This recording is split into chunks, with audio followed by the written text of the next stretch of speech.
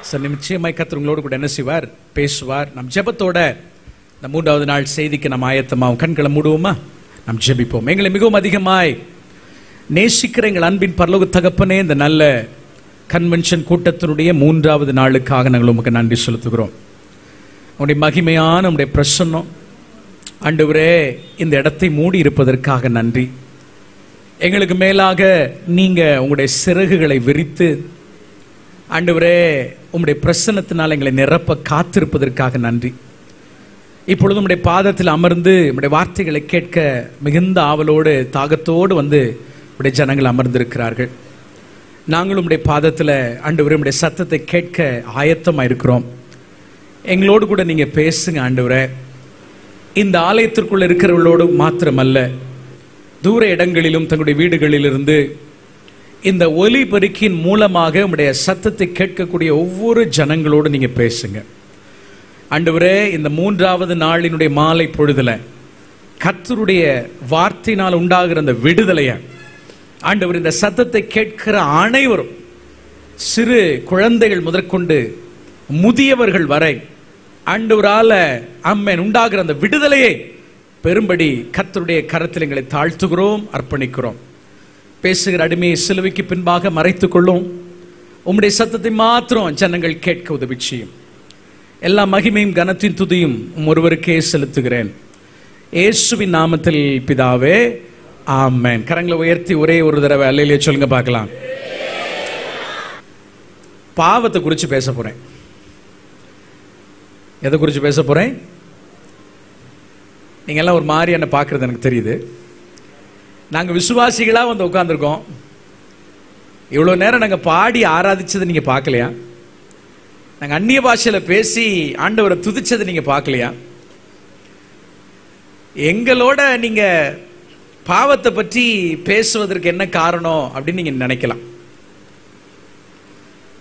உண்மை, கன்வென்ஷன் கூட்டத்துக்கு வரும் பொழுது நம்ம எல்லாருமே ஏதோ ஒரு நன்மையை ஆண்டுடைய சமூகத்தில் இந்த வருஷம் நம்ம பெற்றுக்கொள்ள போகிறோம். என் சரீரத்தில் ஒரு விடுதலை, என்னுடைய பொருளாதாரத்தில் ஒரு விடுதலை, ஏதோ ஒரு ஆசீர்வாதத்தை பெற்றுக்கொள்ள தான் நம்ம எல்லாருமே என்ன செய்திருக்கிறோம், வந்திருக்கிறோம் என்பதுதான் உண்மை. உண்மை என்ன? ஒரு ஆமைன்னு சொல்லுங்க பார்க்கலாம். ஆனா பல நேரங்களில் என்றைக்கும் உங்களுடைய தேவைகள் சந்திக்கப்பட்டிருக்கணும். நீங்க இன்னைக்கு இருக்கக்கூடிய இந்த பிரச்சனை என்னைக்கும் என்ன செஞ்சிருக்கணும், தீர்ந்து போயிருந்திருக்கணும். இன்றைக்கு நீங்கள் கடந்து போய் கொண்டிருக்கிற இந்த சூழ்நிலை என்றைக்கும் என்ன செய்திருக்க வேண்டும், மாறி இருக்க வேண்டும். அந்த பிரச்சனைக்காக இன்னைக்கும் நீங்க அழுது கொண்டிருக்க வேண்டிய அவசியம் இல்லை. ஆனா அது இன்றளவு மாறாது இருக்க ஒரு முக்கியமான காரணம் பாவம். தேங்க்யூ. பாவம். சோ அதை சரியான முறையில் இந்த இரவலை நம்ம டீல் பண்ண போறோம். பொதுவா பாவம் அப்படின்னா ஆண்டவரை அறியாத அவிசுவாசிகள் நடுவிலே பேச வேண்டிய ஒரு சத்தியம் அப்படின்னு நம்ம நினைக்கிறோம். இல்ல, எபிரேயருக்கு எழுதின 12ஆம் அதிகாரத்தில் எடுக்க வேண்டாம். அப்போஸ்தலனாகிய பவுல் ஆண்டவரை அறிந்த தேவனுடைய பிள்ளைகளிடத்தில் அவர் சொல்லுவார், இத்தனை திரளான சாட்சிகள் நம்மை சூழ்ந்திருக்க பாரமான யாவற்றையும் நம்மை நெருங்கி நிற்கிற பாவங்களை. யாருக்கு எழுதுகிறாரு? திருச்சபைக்கு எழுதுகிறார். யாருக்கு எழுதுகிறார்? உங்களைப் போல என்னை போல ரட்சிக்கப்பட்டு ஆண்டவருக்காக வைராக்கியமாய் ஓடிக்கொண்டிருக்கிற ஜனங்களுக்கு எழுதுகிறார்.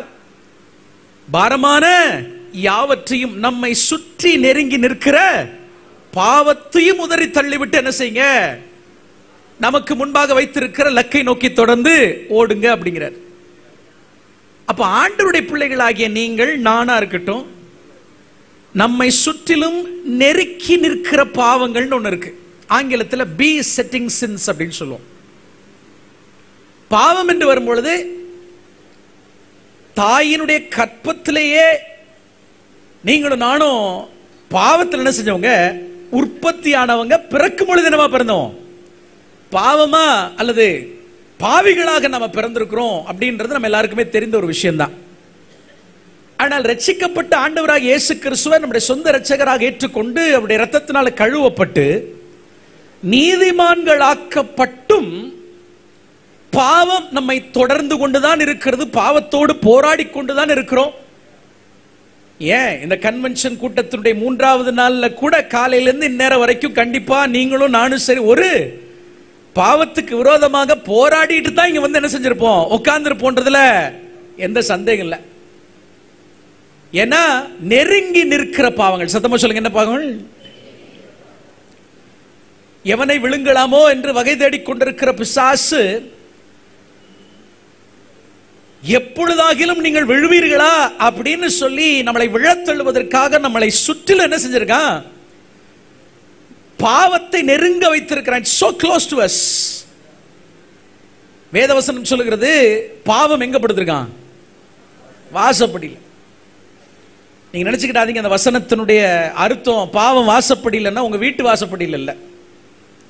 அந்த வாசப்படி என்கிற வார்த்தை எபிரேய மொழியில கண்கள், கண்ணு இருக்கு பாருங்க, இந்த வாசப்படி. வீட்டு வாசப்படியாவது கொஞ்சம் தூரமா இருக்கு இல்லையா?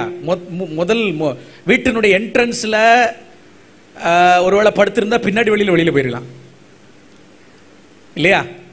ஒருவேளை பின்னாடி வாசப்படியில பாவம் படுத்திருந்தா முன்னாடி வெளியில போயிடலாம். ஆனா வசனம் சொல்லுகிற அந்த வாசப்படி அல்ல. எந்த வாசப்படி? கண் என்கிற இந்த வாசல், இங்க பாவம் படுத்திருக்கான். அப்ப ஆண்டுடைய பிள்ளைகளாகி நீங்களும் நானும் பாவம் செய்வதற்கு ஒரு செகண்ட் போதும், ஒரு நொடி போதும். அது எங்க படுத்திருக்கு? It's so close. அவருடைய நெருக்கமாக நம்முடைய கண்கள் என்கிற அந்த வாசப்படியில படுத்திருக்கு. அதனாலதான் போல் சொல்லுகிறார், சபைக்கு நெருங்கி நிற்கிற பாவங்கள். அதனால விசுவாசிகளாகி நீங்களும் நானும் பாவத்திற்கு விதி வழக்கல்ல. நம்ம எல்லாரும் அதோடு போராடி கொண்டிருக்கிறோம். இந்த எனக்கு கொடுக்கப்பட்ட இந்த முதல் இரவில் நாம் இதை டீல் பண்ண போறோம்.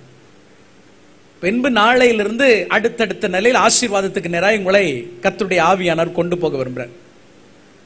இந்த செய்தி வந்து இங்க முன்னாடி உட்கார்ந்து இருக்கிற சின்ன குழந்தைங்க முதற்கொண்டு, ஒருவேளை ஆண்டவர் அறியாம தூரத்திலிருந்து தெருக்கள்ல இருந்து இந்த சத்தத்தை கேட்டுக்கொண்டிருக்கிற உங்களுக்கும் புரிகிறது போல மிக எளிமையாக நான் என்ன செய்றேன், உங்களுக்கு கற்றுக் கொடுக்கிறேன். இன்றைக்கு ஆண்டவரை நோக்கி நாம் ஜெபிக்க போறோம். ஆண்டவரே, இன்னும் என் வாழ்க்கையில நீர் கொடுக்க நினைத்திருக்கிற ஆசீர்வாதங்களை நான் பெற்றுக்கொள்ளாமல் இருப்பதற்கு என்னுடைய பாவம் தடையா இருக்குதுன்னா, என்ன நெருங்கி நிற்கிற பாவம் ஆண்டவரை இன்னும் என்ன விடாம பிடிச்சிருக்குதுன்னு சொன்னா, எப்படி ஆகல இன்னைக்கு என்ன செய்யுங்க, விடுதலை செய்யுங்க. நம்ம ஜெபிக்க போறோம். கர்த்தர் நிச்சயமா இந்த 3வது நாள் கன்வென்ஷன் கூட்டத்தை நம்ம எல்லாருக்கும் ஒரு விடுதலை பாவத்திலிருந்து கொடுக்க போகிறார். நல்ல கைகளை உயர்த்துற அல்லேலூயா சொல்லுங்க பார்க்கலாம். சங்கீதம் 51 நீங்க எல்லாரும் எடுத்திருப்பீங்கன்னு நினைக்கிறேன். சங்கீதம் 51 ஒரு மிக அருமையான ஒரு சங்கீதம். தேவனுடைய இருதயத்திற்கு ஏற்றவன் என்கிற பெயரை பெற்றவன் தாவீது. இந்த தாவீது தன்னுடைய வாழ்க்கையில டெலிபரேட்டா அப்படின்னா மிகுந்த துணிகரமா தைரியமாக செய்த மிகப்பெரிய தவறுகள் அல்லது 2 பாவங்கள் உண்டு. ஒன்று, அவனுடைய சொந்த மாமனாராகிய சவுல் அவனை கொல்லுவதற்காக துரத்தி கொண்டு போகும் பொழுது 7 வருஷம் தன்னுடைய மாமனாகிய சவுலுக்கு பயந்து வனாந்தரத்தில் ஓடி ஓடி ஒளிந்து கொண்டிருந்த தாவீது ஒரு நாள் டயர்டாகி சோர்ந்து போய் தளர்ந்து போய் சொல்றான், என்னைக்காகிலும் ஒரு நாள் என் மாமனார் என்ன செய்ய போறாரு, என்னை கொல்ல போறாரு, எங்க மாமா கையில் என்ன செய்ய போறேன், நானு சாக போகிறேன். ஆகவே 7 வருஷம் ஓடி ஓடி டயர்டாய் சோர்ந்து போன நான் என்ன செய்ய போறேன், பெலிஸ்தீருடைய எல்லைக்குள்ள போய் இஸ்ரவேல் ஜனங்களுக்கு பகைஞனா இருக்கக்கூடிய சத்ருவா இருக்கக்கூடிய பெலிஸ்தீனுடைய எல்லைக்குள்ள போய் என்னை காப்பாற்றிக் கொள்ள போகிறேன். I'm going to escape. இஸ்ரவேலிலிருந்து, தேவனுடைய சமூகத்திலிருந்து, தேவனுடைய பிரசன்னத்திலிருந்து நான் விலகி போய் சத்ருடைய பெலிஸ்தீருடைய, யாரை தாவீது கொன்றான், கோலியாத்தை கொண்டானோ அந்த எல்லைக்குள்ள போய் நான் என்ன செய்ய போறேன், காப்பாற்றிக் கொள்ள போகிறேன் என்று சொல்லி தேவனுடைய சமூகத்தை விட்டு ஓடி சென்று 1 வருஷம் 4 மாசம் பெலிஸ்தீர ஊராகிய சிக்லாக் அப்படின்ற ஒரு இடத்துல போய் ஒரு மோசமான ஒரு வாழ்க்கையை தாவீது வாழ்ந்தான். அப்படின்றது அவன் வாழ்க்கையில செய்த ஒரு மிகப்பெரிய தவறுல ஒண்ணு. ஒருவேளை கர்த்தருக்கு சித்தமானால் நாளைக்கு அதை நான் பேசுறேன். சிக்லாக் என்கிற தலைப்புல. அது தாவீது வாழ்க்கையில செய்த மிகப்பெரிய மோசமான ஒரு காரியம். ஒரு வருஷம் 4 மாதம் தேவனுக்கு விரோதமான ஒரு வேதனையான ஒரு வாழ்க்கை. அதை நான் விவரிக்க போனோம்னா இப்படியா இருந்தான் தாவீது அப்படின்னு நீங்க நினைப்பீங்க. அதுபோல ஒரு வாழ்க்கையை வாழ்ந்த தாவீது இரண்டாவது அவன் செய்த மிகப்பெரிய தவறு அப்படின்னு வரும்போது இன்னைக்கு நாம பார்க்க போற விஷயம், பத்சேபாலின் இடத்துல என்ன செஞ்சான்? விபச்சாரம் செய்தான். யுத்தத்தில் இஸ்ரவேல் ஜனங்களோட யூதர்களோடு நின்று எதிராளிகளோடு யுத்தம் செய்து கொண்டிருக்க வேண்டிய தாவீது அரண்மனையினுடைய உப்பருகையில உலாவிக் கொண்டிருந்த பொழுது தூரத்தில் குளித்துக் கொண்டிருக்கக்கூடிய ஒரு பெண், பத்சேபா என்கிற ஒரு பெண்ணின் மேல அவன் கண்ணை வச்சு அவள் அழகா இருந்தபடினால் அவளை வீட்டுக்கு வர வைத்து அவளை தீட்டுப்படுத்தி அவளோட விபச்சாரம் பண்ணி பின்பு அவளுடைய கணவனாகிய ஏத்தியனாகிய உரியாவை கொலை செஞ்சு 1க்கு 2 பாவத்தை, 1 கொலை, 2வது விபச்சாரம் என்கிற இந்த 2 பாவத்தை செய்த தாவீது 2வதாக மிகப்பெரிய பாவத்தை ஆண்டவருக்கு விரோதமா என்ன செஞ்சான். 1 சிக்லாக்கு, இன்னொன்னு பத்சேபால் இடத்துல தாவீது செய்த இந்த 2 பாவமே மிக மோசமான ஒரு தவறுகளாக தாவீதினுடைய வாழ்க்கையில இன்றைக்கும் பேசப்படுகிறது. கரங்களை உயர்த்தி ஒரு வேளையில சொல்லுங்க பார்க்கலாம். சோ மேபி கர்த்தருக்கு சித்தமானால் சிக்லாக் நாளைக்கு பேசுறேன்.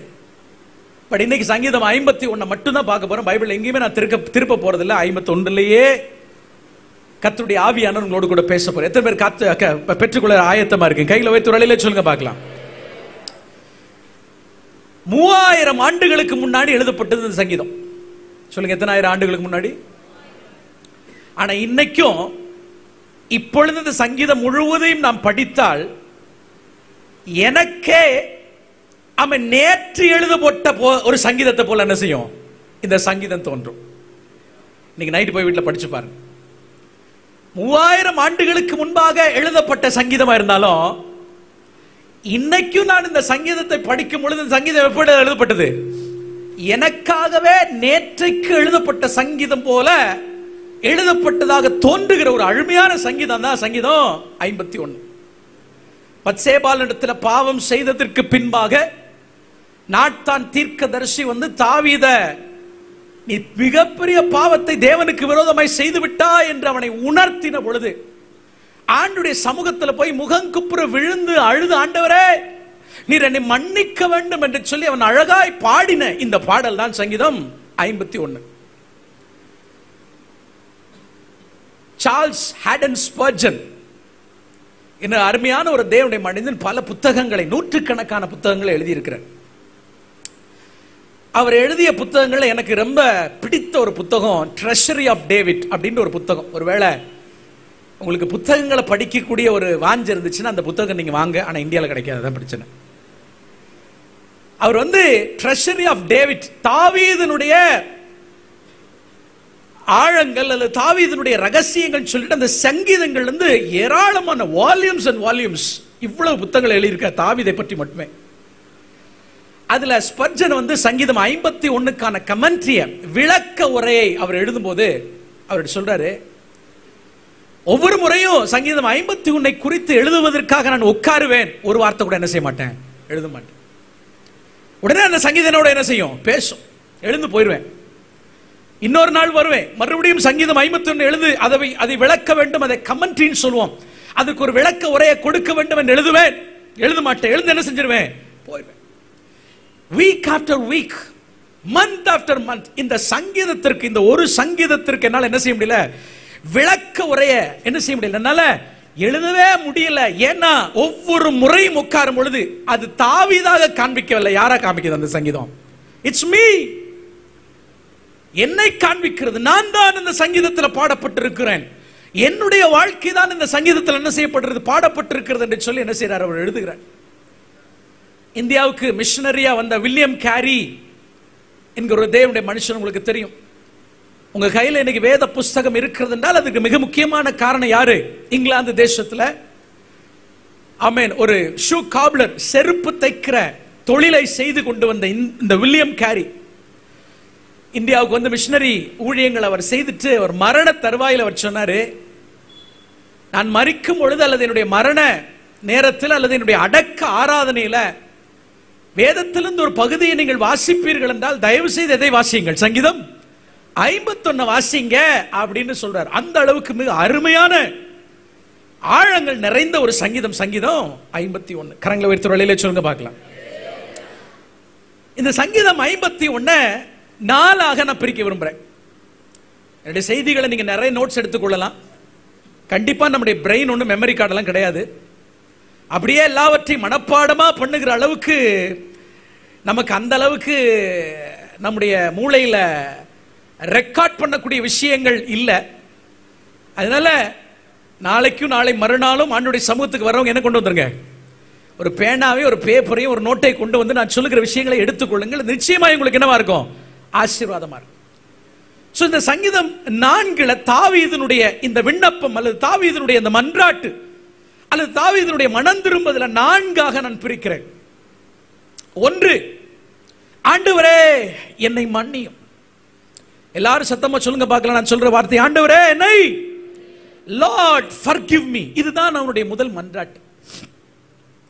இரண்டாவது அவனுடைய மன்றாட்டு என்னன்னா, லார்ட் cleanse me. ஆண்டவரே என்னை சுத்திகரியும். வலது கரத்தை உயர்த்தி சத்தமா சொல்லுங்க பார்க்கலாம், ஆண்டவரே என்னை சுத்திகரியும். மூன்றாவது தாவீதினுடைய மன்றாட்டு, ஆண்டவரே என்னை புதுப்பியும். Lord restore me. எங்க வலது கரத்தை வைத்து சத்தமா சொல்லுங்க, ஆண்டவரே என்னை புதுப்பியும். சத்தமா எல்லாமே எல்லாம் சொல்லுங்க பார்க்கலாம், ஆண்டவரே என்ன. இன்னைக்கு நீங்களா சொல்ல வேண்டாம், தாவீது சொன்னது திரும்ப சொல்லுங்க. கடைசியில பார்ப்போம் அது தாவீது சொல்றானா நம்ம சொல்றோமா. ரைட். நாலாவது தாவீது பாடுகிறான் அல்லது தாவீது விண்ணப்பம் பண்ணுகிறான், ஆண்டவரே என்னை பயன்படுத்தும். Lord use me. வலது கரத்தை உயர்த்தி சத்தமா சொல்லுங்க பார்க்கலாம், ஆண்டவரே என்னை பயன்படுத்தும். சங்கீதம் 51 தாவீது பத்சேபாளிடத்தில் பாவம் செய்ததற்கு பின்பாக கர்த்தருடைய ஊழியக்காரனாகிய நாத்தான் அவனை வந்து எச்சரித்து, நீ மிகப்பெரிய தவறு என்ன செய்து விட்டாய் என்று சொன்ன பொழுது தாவீது நேராக தேவனுடைய சமூகத்தில் போய் விழுந்து 4 விஷயங்களை அழகாக பாடலாய் பாடுகிறார். 1, ஆண்டவரே என்னை மன்னியும். 2வது, ஆண்டவரே என்னை சுத்திகரியும். 3வது, ஆண்டவரே என்னை புதுப்பியும். 4வது, ஆண்டவரே என்னை பயன்படுத்தும். எங்க நான் சொன்னது திரும்ப சொல்லுங்க பார்க்கலாம், ஆண்டவரே என்னை மன்னியும் சொல்லுங்க. 2வது, ஆண்டவரே என்ன. Very good. ஆண்டவரே. 3வது, ஆண்டவரே என்ன புதுப்பியும். 4வது, ஆண்டவரே என்னை. முதல்ல இதுக்கு அந்த முதல்ல மட்டும் ஒரு மணி நேரம் பேசணும். ரைட். 3 நாள் எடுத்துக்கலாம் இதை பேசுறதுக்கு. ஆனாலும் இன்னைக்கு ஒரே நாள்ல உங்களுக்காக நான் முடிக்கிறேன். நிறைய விஷயங்களை கற்றுக் கொடுக்க வேண்டியது இருக்கு. வாசிப்போமா 1வது வசனத்திலிருந்து சங்கீதம் 51. என்னோடு சேர்ந்து நம்ம எல்லாருமே வாசிக்கலாமே. எல்லாரும் பைபிளை ஓபன் பண்ணுங்க. எல்லாருடைய கையில பைபிள் இருக்கணும். கண்டிப்பா உங்களுடைய வேத புஸ்தகத்தை திருப்பி என்னோடு சேர்ந்து உங்களை படிக்கும்படி உங்கள் அன்பாய் நான் கேட்டுக்கொள்கிறேன். வாசிப்போமா எல்லாரும் சேர்ந்து. தேவனே உமது கிருபையின்படி எனக்கு இரங்கும்.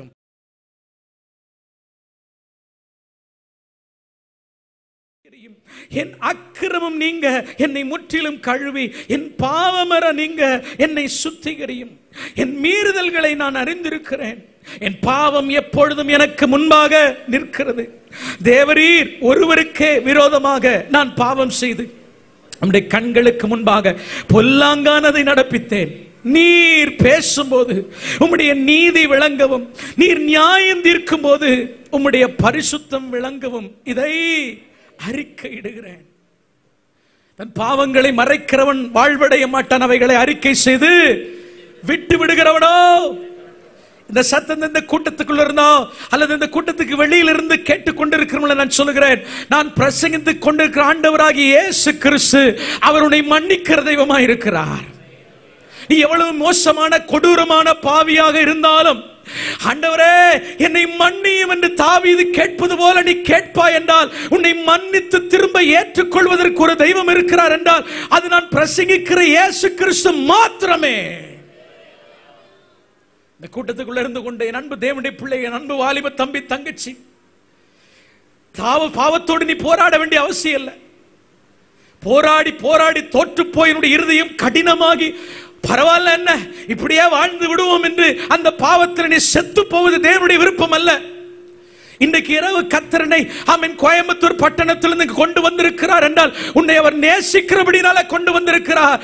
இன்றைக்கு இந்த இரவு வேளையிலே ஆண்டவரை நோக்கி, ஆண்டவரே நான் கதறுகிறேன், என்னை மன்னியும். ஹல்லேலூயா. தாவீதுனுடைய முதல் ஜெபம் அதுதான், தேவனே உமது கிருபையின்படி எனக்கு இரங்கும். கவனிங்க, ரிப்பன்டன்ஸ், மனம் திரும்புதல் சரியான விதத்தில் நான் உங்களுக்கு கற்றுக் கொடுக்கிறேன். ஏதோ ஒரு கூட்டத்தில் வந்து 2 கரங்களை உயர்த்தி என்னை மன்னியும் அப்படின்னு 2 சொட்டு கண்ணீரை விட்டுட்டு போறதுனால மனம் திரும்பி விட்டோம் என்று ஆகாது. உண்மையான மனம் திரும்புதல், உண்மையான விதத்தில் ஆண்டவரிடத்தில் மன்னிப்பு கேட்பதை நான் உங்களுக்கு கற்றுக் கொடுக்க விரும்புகிறேன். யூதாசும் தான் மனஸ்தாபப்பட்டான். குற்றமில்லாத ரத்தத்தை நான் காட்டி கொடுத்து விட்டேன் என்று யூதாசும் என்ன செஞ்சான்? கையில கொடுக்கப்பட்ட 30 வெள்ளிக்காசை தூக்கி தூர எறிஞ்சிட்டு போனான். ஆனா மனஸ்தாபம் போதுமானதாக இல்ல, மனஸ்தாபப்பட்டவன் தூக்கில தொங்கினான். யூதாசை விட அதிக பாவம் செய்தவன் பேதுரு. யூதாசனத்தை பெருசா செஞ்சிட்டாரு. இவரை தெரியும்னு அவன் உண்மையத்தான் சொன்னான். யூதாசன செய்தான், இவரை தெரியும் நான் காண்பித்து கொடுக்கிறேன் என்று சொல்லி பணத்திற்கு ஆசைப்பட்டு இவரை தெரியும்னு சொன்னான். தெரிஞ்சவரை தெரியும்னு சொல்றதுல பெரிய தப்பு கிடையாது. ஆனா பேதுரு 3.5 வருஷமா அவரோடு கூட நடந்து சாப்பிட்டவன் இவரை யாருன்னு தெரியாதுன்னு சபிக்கவும் சத்தியம் பண்ணவும் தொடங்கினான் என்றால் எது மிகப்பெரிய பாவம் நினைக்கிறீங்க? ஆனா பேதுரு மனம் கசந்து அழுது, என்னை மன்னிங்க ஆண்டவரே என்று கேட்ட பொழுது கர்த்தர் அவனுடைய மனம் திரும்புதலை ஏற்றுக்கொண்டார். மனஸ்தாபப்படுகிறது வேற, மனம் திரும்புகிறது வேற. குடிகாரம் பேச்சு விடிஞ்சா போச்சுன்னு சொல்லுவோம். இரவெல்லாம் குடிச்சதுக்கு அப்புறம் விடிஞ்சதுக்கு அப்புறம் ஐயோ அடிச்சிட்டேனா என்று சொல்லி மனஸ்தாபப்படுவான். ஆனா மனஸ்தாபப்பட்டு பிரயோஜனம் இல்ல. திரும்ப வீட்டுக்கு போய் என்ன செய்ய போறான்? அன்னைக்கு சாயந்தரம் குடிச்சிட்டு தான் வீட்டுக்கு வர போகிறான். மனஸ்தாபம் போதுமானதல்ல. ஆங்கிலத்தில் ரிமோர்ஸ் அப்படின்னு சொல்லுவோம். There is a difference between repentance and remorse. உண்மையான மனம் திரும்புதலுக்கும் அவன் மனஸ்தாபப்படுவதற்கு வித்தியாசம் உண்டு. ஏசா மனஸ்தாபப்பட்டு பிரயோஜனம் இல்ல, சேஷ்டபுத்திர பாகத்தை விட்டு விட்டானே என்று ஏசா என்ன செய்தான்? மனஸ்தாபப்பட்டான். No use. இன்னைக்கு ஆண்டவருடைய பிள்ளைகளாக தேவனுடைய சமூகத்துக்கு வருகிறோம். இப்படிப்பட்ட கன்வென்ஷன் கூட்டங்களில் கலந்து கொள்கிறோம். கர்த்தருடைய வார்த்தை நம்மை நோக்கி புறப்பட்டு வருகிறது. கர்த்தருடைய வார்த்தை நம்முடைய இருதயத்தை குத்துகிறது. இன்னும் நான் நெருங்கி நிற்கிற பாவத்தில் விழுந்து கொண்டிருக்கிறேன். என்னால் இந்த பொறாமை விட்டு வெளியே வர முடியல, இந்த கோபத்தை விட்டு வர முடியல, இந்த இச்சையை விட்டு என்னால் வெளியே வர முடியல, இந்த அசுத்தத்தை என்னால் திரும்ப ஆமென் விட முடியலன்னு மனஸ்தாபப்படுகிறோமே ஒழிய அந்த பாவத்தை நம்ம விடல. தொடர்ந்து ஒவ்வொரு வருஷமும் திரும்ப திரும்ப வந்து ஆமென் கண்ணீர் வடித்துக் கொண்டுதான் போகிறோம். காரணம் என்னன்னா உண்மையான மனம் திரும்புதல் என்ன நமக்கு என்ன செய்யல தெரியல. ஒரு அல்லேலூயா சொல்லுங்க பார்க்கலாம்.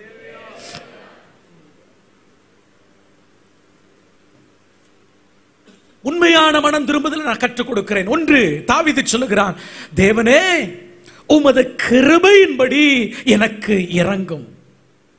உமது மிகுந்த இரக்கங்களின்படி என் மீறுதல் நீங்க என்ன செய்யும்?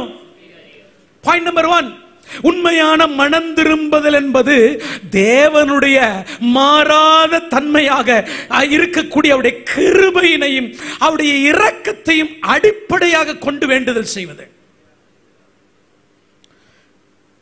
True repentance is a plea for mercy based on God's unchanging character. உண்மையான மனம் திரும்புதல் என்பது தேவனுடைய மாறாத தன்மை. எல்லாம் சொல்லுங்க, தேவனுடைய, நான் சொன்ன சத்தமா சொல்லுங்க, தேவனுடைய மாறாத தன்மையாகிய அவருடைய கிருபையையும் அவருடைய இரக்கத்தையும் அடிப்படையாக கொண்டு மன்னிப்பை கேட்பது. ஒரு அல்லேலூயா சொல்லுங்க பார்க்கலாம்.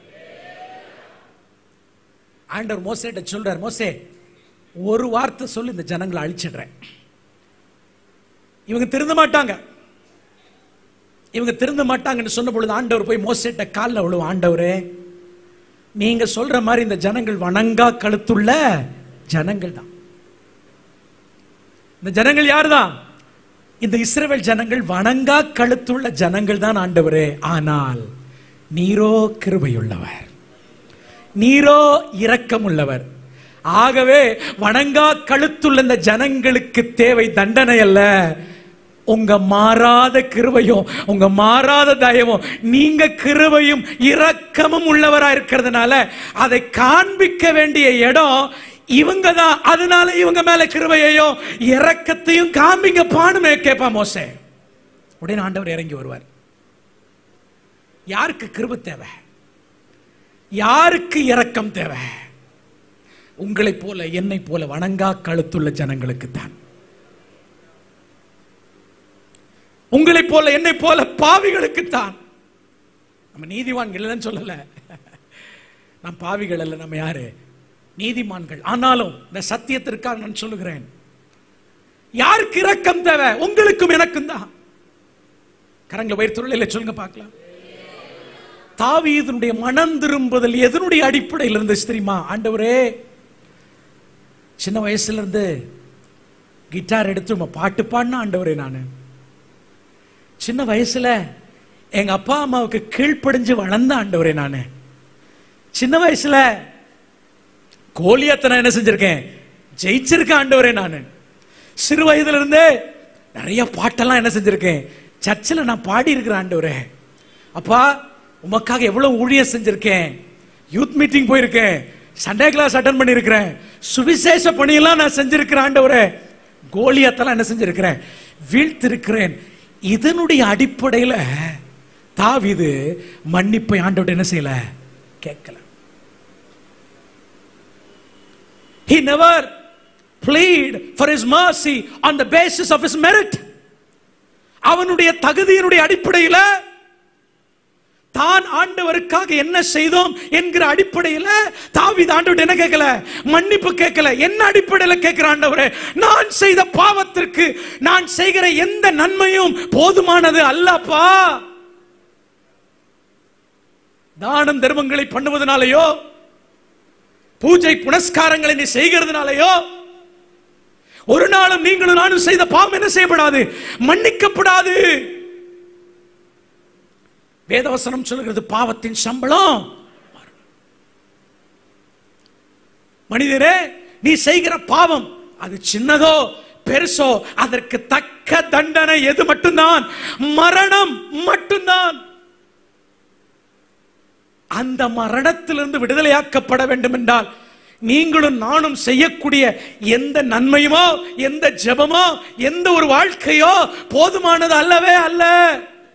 ஆண்டவரே, உமது கிருபையின்படி இறங்கும், உம்முடைய இரக்கங்களின்படி என்ன செய்யும்? எனக்கு இறங்கும்.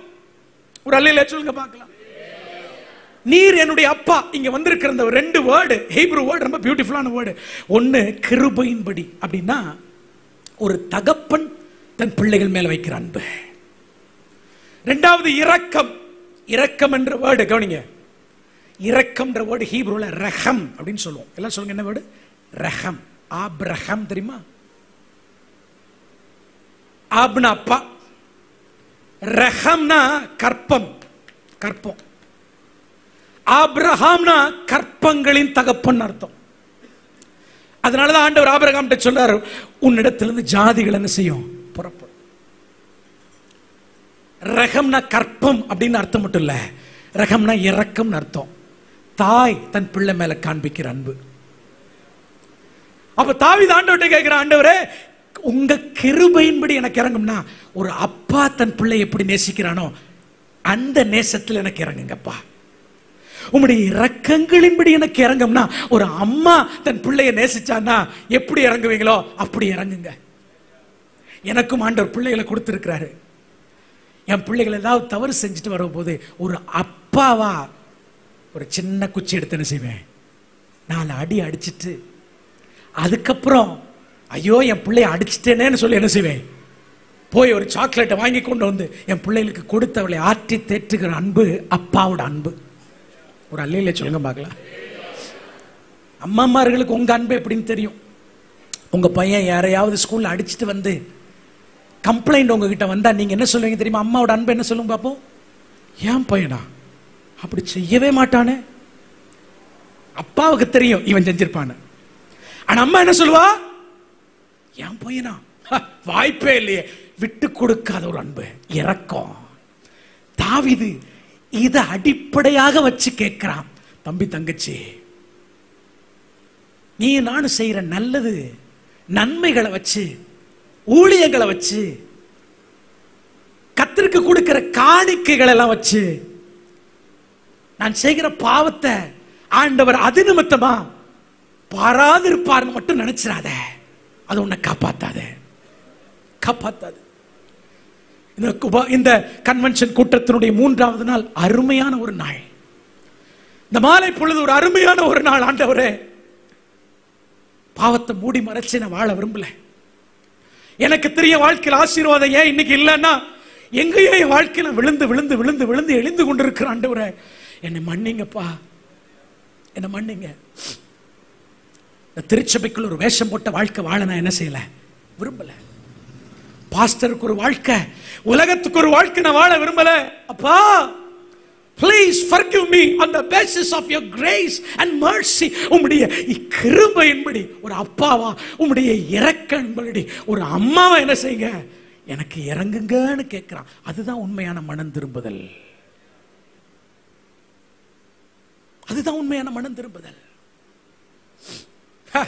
பிறந்ததே கிறிஸ்தவ குடும்பத்தில், நான் அதுவும் ஆவிக்குரிய திருச்சபையில பிறந்தவன் நான். அதனால ஆண்டவர்கிட்ட போய் பாவத்தை மன்னிங்கன்னா கேட்க வேண்டிய அவசியமே இல்லை. நினைச்சிடாத, நினைத்து விடாத. நம்முடைய தேவன் மாறாதவர், இரக்கமுள்ளவராய் இந்த பந்தலுக்குள்ள உலாவிக் கொண்டிருக்கிறார். நான் அல்ல, பரிசுத்த ஆவியானவரே உங்களோடு பேசிக் கொண்டிருக்கிறார். வெளியிலிருந்து சத்தத்தை கேட்டுக் கொண்டிருக்கிறோட கர்த்தருடைய வார்த்தை ஊடுருவி பாய்ந்து கொண்டிருக்கிறது. யாரும் நான் மன்னிக்கிறாங்களோ இல்லையோ, நான் ஆராதிக்கிற ஆண்டவராகிய இயேசு கிறிஸ்து அவருடைய இரக்கங்களின்படி, அவருடைய கிருபையின்படி, அவருடைய இரக்கங்கள் பெரியது, அவருடைய கிருபை பெரியது. அதனுடைய அடிப்படையில் மன்னிப்பதற்காக இப்பொழுது இந்த இடத்துக்கு இறங்கி வந்திருக்கிறதுனால கைகளை தட்டி, ஆண்டவரே உம்முடைய இரக்கங்களின்படி, உம்முடைய கிருபையின்படி என்ன செய்யும், மன்னியோ மன்னியோ.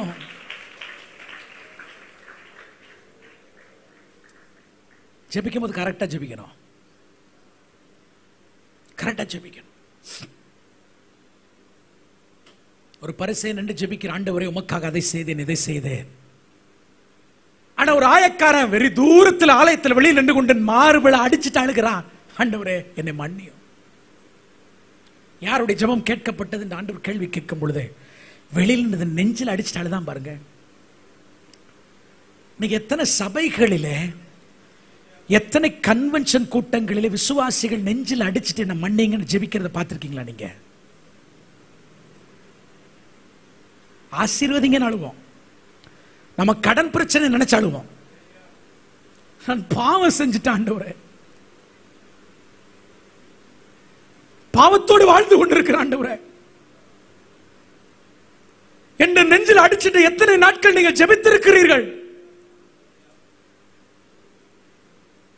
இன்னைக்கு இந்த வார்த்தை உங்க உள்ளத்தை மாற்றட்டும். ஒரு தாவீது, சமஸ்த இஸ்ரவேலுக்கு ராஜா, தேவனோடு நடக்கிறவன், தேவனை பாடி துதித்தவன், வெட்கப்படவே இல்லை,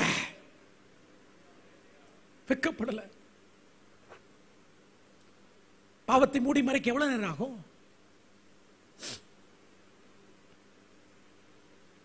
அது ஒரு தேசத்தினுடைய ராஜாவாக, பாவத்தை மூடி மறைப்பதற்கான அதிகாரம் உடையவனாக ஏன் மறைக்க முடியாது? நீங்களும் நானும் எம்மாத்திரம் மறைக்க வேண்டாம். நீ கர்த்தருடைய வார்த்தை உங்களோடு பேசுகிறது. பல பிரச்சனைகளுக்கு காரணமே நெருங்கி நிற்கிற சில பாவங்கள். ஆண்டவரே என்னை மன்னியும். அப்ப ஒண்ணு, மன்னிப்பை எதனுடைய அடிப்படையில் தாவீது கேட்கிறான்? தேவனுடைய கிருபையும் தேவனுடைய இரக்கத்தையும் அடிப்படையாக கொண்டு கேட்கிறான். இரண்டாவது பாருங்க, அவன் யூஸ் பண்ற வார்த்தை 4வது வசனம், தேவரீர் ஒருவருக்கே விரோதமாக நான் பாவம் செய்து. இங்க எல்லாரும் சேர்ந்து சத்தமா சொல்லுங்க, தேவரீர். இன்னும் சத்தமா சொல்லலாமா, தேவரீர் ஒருவருக்கே விரோதமாக. இரண்டாவது, அவனுடைய மனம் திரும்புதல்ல இருக்கக்கூடிய ஆழமான ஒரு விஷயம் என்ன தெரியுமா? True repentance acknowledge that all sins are ultimately against God. உண்மையான மனம் திரும்புதல் என்பது நான் செய்த பாவம் மனிதனுக்கு விரோதமான பாவம் அல்ல, பத்சேபாளுக்கு விரோதமான பாவம் அல்ல, உரியாவுக்கு விரோதமான பாவம் அல்ல. யாருக்கு விரோதமா பாவம் செஞ்சிருக்கேன்? தேவரீர் ஒருவருக்கே விரோதமாக நான் என்ன செஞ்சேன்? இதான் உண்மையான பாவம், மனம் திரும்புதல். இன்னைக்கு காலையில் உங்க வீட்டுக்காரோட சண்டை போட்டு வந்தீங்க, உட்கார்ந்து இருந்தீங்கன்னா, நீங்கள் செய்த பாவம் உங்க வீட்டுக்காரருக்கு விரோதமான பாவம் அல்ல. இன்னைக்கு மனைவி அடிச்சுட்டு வந்து நீங்க உட்கார்ந்து இருந்தேன்னா, நீ செய்த பாவம் மனைவிக்கு விரோதமான செய்த பாவம் அல்ல. உன் வேலை ஸ்தலத்தினுடைய ஏஜமான ஏமாற்றி விட்டு இன்னைக்கு செய்ய வேண்டிய வேலையை செய்யாமல் நீ பொய் சொல்லிட்டு வந்தனா, நீ உன் எஜமானுக்கு விரோதமான செய்த பாவம் அல்ல. யாருக்கு விரோதமான செய்த பாவம்? தேவரீர் ஒருவருக்கு. என்னைக்கு நீங்களும் நான் சொல்லுகிற சின்ன பொய்யா இருந்தாலும் அது சர்வ வல்லமுள்ள தேவனுக்கு விரோதமாய் செய்யப்படுகிற பாவம்னு உணர்றோமோ, அன்னைக்கு தான் உண்மையா மனம் திரும்புவோம். இருக்கீங்களா? நம்ம பாவம் செஞ்சு தட்டி விட்டு போயிருவோம். யாரு தான் பொய் சொல்லாம இருக்கா? இல்லையாமா? யாரு தான் கோபப்படாம இருக்கா? யாருடைய எண்ணங்கள்ல தான் இச்சை வராம இருக்கு? போறான் சர்ச்சில் போய் கையை உயர்த்தி, ஆண்டவர் என்ன மன்னிங்கப்பா, ஆண்டவர் மன்னிச்சிருவார். வெளியில இருக்க அப்படிதான் பேசிக்கிட்டு இருக்காங்க. அப்பா, இந்த கிறிஸ்தவங்களுக்கு எல்லாம் எப்படி தெரியுமா? என்ன பாவம்னாலும் மன்னிக்கிறோம். ஆனா சர்ச்சில் போய் ஆண்டவரே ஆண்டவர் ஆண்டவர் என்ன செஞ்சிருவாரு? பாவத்தை மன்னிச்சிருவாருன்னு வெளியில இருக்கிற நினைச்சிட்டு இருக்கான். ஒருவேளை இந்த சத்தத்தை வெளியில இருந்து கேட்டு கொண்டிருக்கிறோம் சொல்லுகிறேன், அப்படியெல்லாம் எங்க ஆண்டவர் பாவத்தை மன்னிப்பதில்லை, மன்னிப்பதில்லை. மிக தெளிவாக தாவீது சொல்லுகிறான் இந்த இடத்துல, ஆண்டவரே பத்சேபாளுடைய வாழ்க்கையை சீரழிச்சிட்டேன். அருமையான பெண் அவன். நிறைய நேரங்களில் பத்சேபாளை பத்தி தப்பா பிரசங்கம் பண்ணுவாங்க. அவன் ஏன் வெளியில குளிச்சா அப்படின்னு. பத்சேபாள் அருமையான பெண். ஆக்சுவலி என்னுடைய ஒய்ஃப் அதை பத்தி பேசுவாங்க. ஏத்தியன் ஆகிய உரியா அப்படின்ற ஒரு செய்தியில் அவங்க கொடுத்துருப்பாங்க. பத்சேபாளுடைய ஹிஸ்டரியை கொண்டு வருவாங்க. அப்படியே இன்னைக்கு அதை பேச நமக்கு நேரம் இல்லை. அருமையான ஒரு பெண். அவள் எந்த தவறு என்ன செய்யல. அவ வாழ்க்கை நாசமாக்குனது மாத்திரமல்ல, ஏத்தியனாகிய உரியா அட்டகாசமான கேரக்டர். அவன் ஒரு அருமையான தேவனுடைய மனுஷன். அவனை குடிக்க வெறிக்க செய்து மனைவியிடத்தில் அனுப்ப தீர்மானம் பண்ணின போது கூட அவன் வாசல்ல படுத்துட்டு, நான் போய் என்ன செய்ய மாட்டேன், யுத்தத்துக்கு போக மாட்டேன் என்று போதையில கூட என்ன செஞ்சான். அவன் தேசத்தை குறிச்சு அக்கறையுடையவனாக இருந்தவன் உரியா. அப்படிப்பட்ட கள்ளம் கபடற்றவனை மர்டர் பண்ண தாவீது ஒரு விஷயத்தை ஒத்துக்கொள்ளுகிறான். எஸ், ஒரு பெண்ணோட வாழ்க்கையை சீரழிச்சேன், ஒரு ஆணுடைய வாழ்க்கையை என்ன செஞ்சேன், கொன்று போட்டேன். ஆனால் நான் செய்த பாவம் யாருக்கு விரோதமான செய்த பாவம்? தம்பி தங்கச்சி, ஒரு சின்ன பொய்யா இருந்தாலும் நீ செய்கிற பாவம் யாருக்கு விரோதமானது? தேவனுக்கு விரோதமானதுன்றதை நீ உணரலன்னா ஒரு நாள் மனம் திரும்பவே மாட்டோம். கரங்களை உயர்த்து நிலையில சொல்லுங்க பார்க்கலாம், சத்தம் நிலையில சொல்லுங்க பார்க்கலாம். இப்ப தாவீது தேவரீர் ஒருவருக்கு விரோதமாகவே பாவம் செய்தேன் என்று சொல்லும் போது தன் பாவத்தை குறிச்சதான சரியான எஸ்டிமேட்டை போடுறார். எஸ்டிமேட்னா தெரியுமில்ல? பாவத்தை 3 வார்த்தைகளால விளக்குறார். ஒன்று, மீறுதல்கள். சத்தமா சொல்லுங்க. என்னது? 1வது வசனத்தினுடைய கடைசி பகுதியில், என் மீறுதல்கள் நீங்க என்ன சுத்திகரி. 2வது, என் அக்கிரமம் நீங்க என்னை கழுவும். 3வது, என் பாவம் அறை என்ன சுத்திகரியும். 3 வேர்டு சொல்வார். கரங்களை உயர்த்து நிலையில சொல்லுங்க பார்க்கலாம், நல்ல சத்தம் நிலையில சொல்லுங்க பார்க்கலாம். தாவீதனுடைய மனம் திரும்புதல், உண்மையான மனம் திரும்புதல் என்பதற்கு 2வது காரணம் என்ன தெரியுமா? தான் செய்த பாவத்தை குறித்த சரியான ஒரு எஸ்டிமேட் உடையவனா இருந்தான். கொஞ்சம் மானிட்டர்ஸ் வைங்க பிரதர். தன் செய்த பாவத்தை குறித்து சரியான எஸ்டிமேட். அப்படின்னா தான் செய்த பாவத்தை அவன் முதல்ல சொல்ற வேர்ட் என்னன்னா மீறுதல். சத்தமா சொல்லுங்க, என்னது சொல்லுங்க, சத்தமா என்னது? அப்படின்னா என்ன அர்த்தம் தெரியுமா? கிழிச்ச கோட்டை தாண்டிட்ட ஆண்டவரே, I have crossed the boundary. நியாயப்பிரமாணம் கிழித்த கோட்டை நான் என்ன செஞ்சிட்டேன்? தாண்டி விட்டேன். பொய் சொல்லாதிருப்பாயாக. எல்லாம் சத்தமா சொல்லுங்க, என்னது எங்க இருக்குது? நியாயப்பிரமாணத்தில் ஒரு கோட்டை நியாயப்பிரமாணம் கிழிச்சு வச்சிருக்கு. நீ என்ன செய்யக்கூடாதுன்னு? பொய் சொல்லக்கூடாது. அப்போ நான் அந்த கோட்டை பவுண்டரியை தாண்டினா அது என்ன வார்த்தைன்னு சொல்லலாம்? மீறுதல். மீறுதல். என்ன கேள்வி கேட்கிறேன், இந்த பந்தலுக்குள்ள உட்கார்ந்து கொண்டு இருக்கிற உங்ககிட்ட நான் கேள்வி கேட்கிறேன், மீறுதலே செய்யாதவங்க யார் இருக்கீங்க இங்க?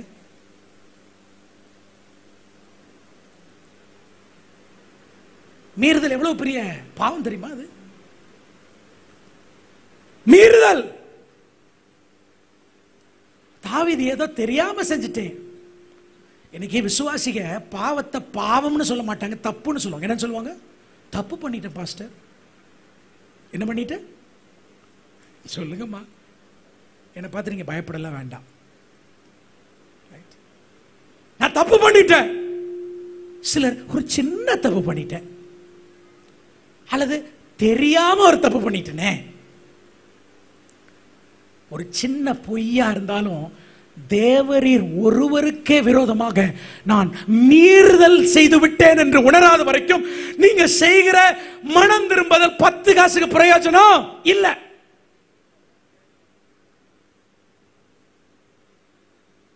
இருக்கீங்களா? இரண்டாவது அவன் பயன்படுத்துகிற இரண்டாவது வார்த்தை அக்கிரமம். எல்லாரும் சொல்லுங்க, என்னது? எபிரேய மொழியில ஆவான், AWON என்கிற வேர்டு, அக்கிரமம் என்ற வேர்டு. அந்த பாவத்தை எஸ்டிமேட் பண்றான் பாருங்க. ஒரு பொருளை நீங்க எஸ்டிமேட் பாக்குறீங்கல்ல, அவன் சொல்றான் இந்த பொருள் 10,000 ரூபாய்க்கு தேரும்னா நீங்க பார்த்தோன்னு இது 7,000 ரூபாய்க்கு தான் போகுன்றீங்கல்ல. உலக பிரகாரமான பொருளுக்கு இவ்வளவுதான் மதிப்புண்டு, இவ்வளவுதான் தகுதி உண்டு, இவ்வளவுதான் அது பெருமானம் உண்டு என்ன செய்து மதிப்பீடு செய்ய முடிகிறது. ஏன் உங்கள் பாவத்தை மதிப்பீடு செய்வதல்ல?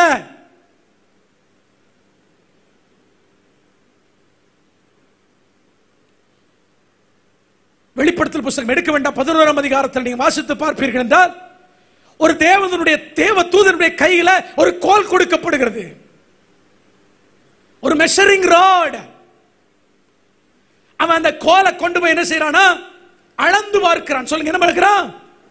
எதை அளந்து பார்க்கிறான்? ஒன்று ஆலயத்தை அளந்து பார்க்கிறான், இரண்டாவது பலிபீடத்தை அளந்து பார்க்கிறான், மூன்றாவது தொழுது கொள்ளுகிறவர்களை அளந்து பார்க்கிறான். The temple has been measured, the altar has been measured, and the worshippers are measured. கவனிங்க, இன்னைக்கு இந்த ஆலயத்துக்குள்ள என்ட்ராகும் போது வாசல்ல ஒரு தேவதூதன் ஒரு மெஷரிங் ராட், ஒரு டேப் வச்சுட்டு ஒரு அளவுகோலை வச்சுட்டு நிக்கிறான்னு வச்சுக்குவோமா?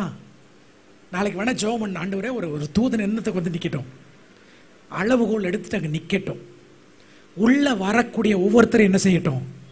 அளந்து அளந்து விடட்டும்னா நாளைக்கு எத்தனை பேர் வருவீங்க?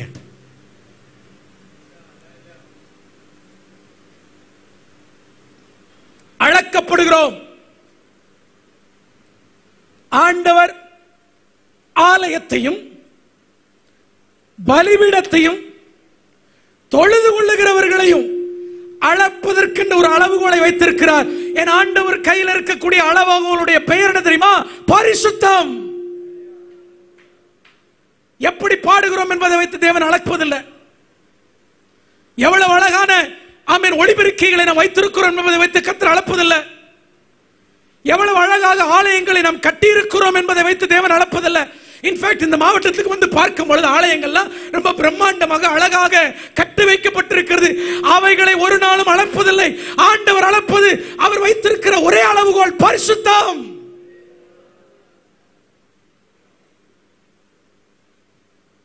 Holiness. கேள்வி என்னன்னா, பரிசுத்தத்தினுடைய அளவுகோல எந்த ஸ்டாண்டர்டை வச்சு அளப்பாரு? இப்ப ஏன் பரிசுத்தத்தை அளக்கிறான்னு வச்சுக்கிறோம். நாளைக்கு உள்ள என்டர் ஆகுறேன், இவ்வளவு ரொம்ப வைராக்கியமா பேசுறேன், கொஞ்சம் அளந்து பார்ப்போம்டா அப்படின்னு என்ன அளக்கிறாருன்னா, யாருடைய ஸ்டாண்டர்டுக்கு, ஸ்டாண்டர்ட்னா தெரியுமில்ல, யாருடைய அளவுக்கு என்னை அளந்து பார்ப்பாரு? இந்த சபையிலே மூத்த போதகரா இருக்கிற அருமையான பாஸ்டர் ஐயாவுடைய அளவுகோலுக்கு என்ன அளந்து பார்ப்பாரா? சொல்லுங்க. இல்ல அருமையான பாஸ்டருடைய அளவுக்கு என்ன அளப்பாரா?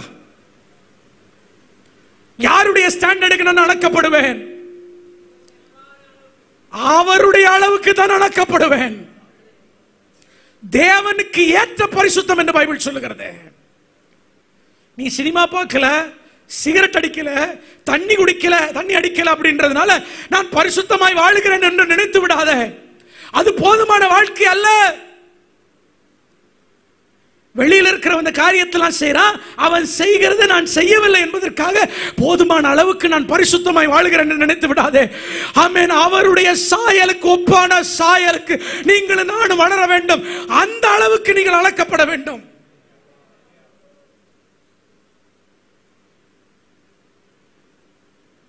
Right estimate. அப்போ நீங்களும் நானும் செய்யக்கூடிய சின்ன பாவம் கூட பெருசு. சின்ன பாவம் பெரிய பாவம் எதுவும் கிடையாது. ஆனா ஆண்டவருடைய பிள்ளைகளா நாம சொல்ற பொய் தான், நமக்கு தெரிஞ்ச பொய் தான் ரொம்ப சின்ன பாவம். நம்மளா வச்சுக்கிட்டது, நம்ம ஒரு அளவுகோல் வச்சிருக்கோம்ல.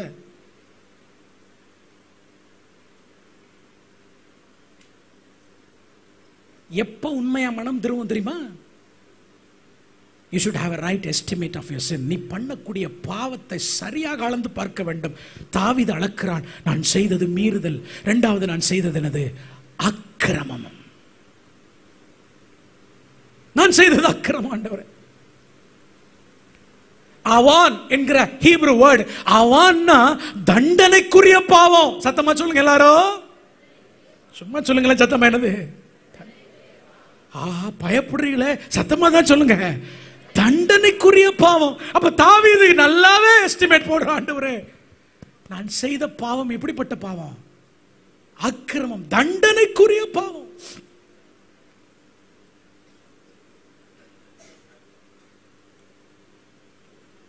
அம்மா, ஐயா, சின்ன பிள்ளைங்களா, என் அன்பு வாலிப பிள்ளைகளே, நீ செய்கிற பாவம் தண்டனைக்குரிய பாவம்னு நீ ரியலைஸ் பண்ணலன்னா மாட்டிக்கிறவன். தண்டனைக்கு நீ என்ன செய்ய மாட்ட? தப்ப மாட்ட. நல்ல கரங்களை உயர்த்துற அல்லையிலே சொல்லுங்க பார்க்கலாம். சத்தமோர் அல்லையிலே சொல்லுங்களேன். என்னைக்காகிலும் ஒரு நாள் பிடிக்கப்படுவாய். ஒரு 2 நாளைக்கு முன்னாடி ஒரு சம்பவம் நடந்துச்சு. ஒரு ஸ்டுடியோவில் பாட்டு ரெக்கார்டிங்காக என் பிள்ளைகளை நான் அழைச்சி கொண்டு போயிருந்தேன். அப்போ இந்த ஸ்டுடியோவில் நாங்கள் பாட்டு ரெக்கார்டிங் நடந்து கொண்டு இருக்கிறது. அப்போ அங்கே இருக்கக்கூடிய ஒரு தம்பி, நல்ல கிட்டார் வாசிக்கக்கூடிய ஒரு தம்பி, ஒரு ஸ்கூலில் அவன் ஒர்க் பண்ணுறான். இது ஞாபகத்துக்கு வந்ததுனால நான் சொல்கிறேன். வாத்தியாராக ஒர்க் பண்ணுறான். அப்போ எக்ஸாம் நடந்து கொண்டு இருக்கிறது. போன வாரம் ஸ்கூல்ஸில் எக்ஸாம் நடந்துட்டு இருக்கு. அப்போ இன்விஜிலேட்டராக அவன் கிளாஸ் ரூமில் மாணவர்களை கவனித்துக் கொண்டிருக்கும் பொழுது கரெக்டா ஒரு குறிப்பிட்ட மாணவன் ஃபர்ஸ்ட் எக்ஸாம்ல எழுதி கொண்டிருக்கும் பொழுது திடீர்னு எந்திரிச்சு எனக்கு ரெஸ்ட் ரூம் போகணும், டாய்லெட் போகணும்னு அவன் போயிட்டு கொஞ்ச நேரம் கழிச்சு திரும்ப வரான். அதே மாதிரி அடுத்த நாளும் கொஸ்டின் பேப்பர்லாம் குடிச்சு எழுத ஆரம்பிச்சதுக்கு அப்புறம் மறுபடியும் என்ன செய்யறான்? டாய்லெட் போயிட்டு என்ன செய்யறான்? திரும்ப வரான்.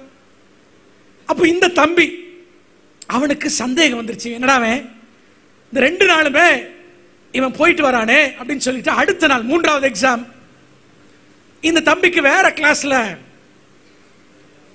இன்ஸ்பெக்ஷனுக்காக அவனை போட்டுறாங்க.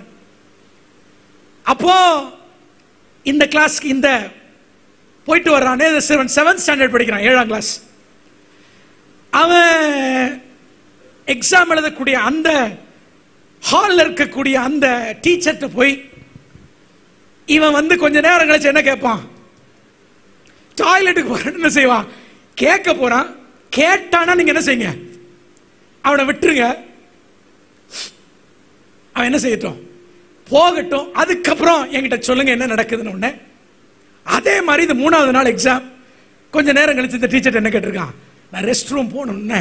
அவர் போ அப்படின்னு சொன்ன உடனே இம்மிடியேட்டா ஃபோனில் கான்டாக்ட் பண்ணி 3 டீச்சர்ஸ் நேராக என்ன செஞ்சாங்க, அந்த ஸ்கூலோட டாய்லெட்டுக்கு போய் மொபைல் ஃபோன் கேமராவை ஆன் பண்ணி இவன் உள்ள என்ன பண்றான்னு என்ன செய்யறாங்க பார்த்தா, இவன் என்ன செஞ்சிருக்கான், ஏற்கனவே காலையில உள்ள நுழையும் போதே அன்னைக்கு என்ன எக்ஸாமோ அந்த எக்ஸாமுக்கான புக்கை அந்த கிளாஸெட்டுக்கு பின்னாடி ஒளிச்சு வச்சுட்டு வந்துடுறான்.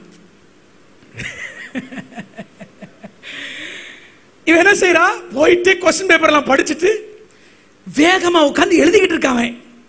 இதெல்லாம் மேல இருந்து டீச்சர் என்ன செஞ்சிட்டாங்க, வீடியோ எடுத்துட்டு 3 பேரும் கிளாஸ் ரூம் வெளியே நிற்கிறாங்க. டே தம்பிகளா, ஐடியா கொடுக்கல நான், இது நல்ல ஐடியாவா இருக்கு. ஆமென். வெளியில வந்தா 3 டீச்சர்ஸ் நிற்கிறாங்க. உன் பாவம் கண்டுபிடிக்கப்படும். இம்மிடியேட்டா அவனை கூட்டி கொண்டு போய் பிரின்சிபல் ரூம்ல கொண்டு போய் நிறுத்தி அவனை சஸ்பெண்ட் பண்ணிட்டாங்க. நான் செய்கிற சின்ன தவறு கூட தண்டனைக்கு உரியதுன்றதை நீ உணரலன்னா நீ எங்க மன்னிப்பு கேட்க போற? பெற்றோர்களுக்கு நான் சொல்றேன், உன் மகனோ உன் மகளோ ஒரு சிறிய தவறு செய்துட்டு வந்தாலும் உடனே ஆண்டவர்ட்ட போய் முழங்கால் படிட்டு நீ மன்னிங்கன்னு நீ கேட்க பழக்கு.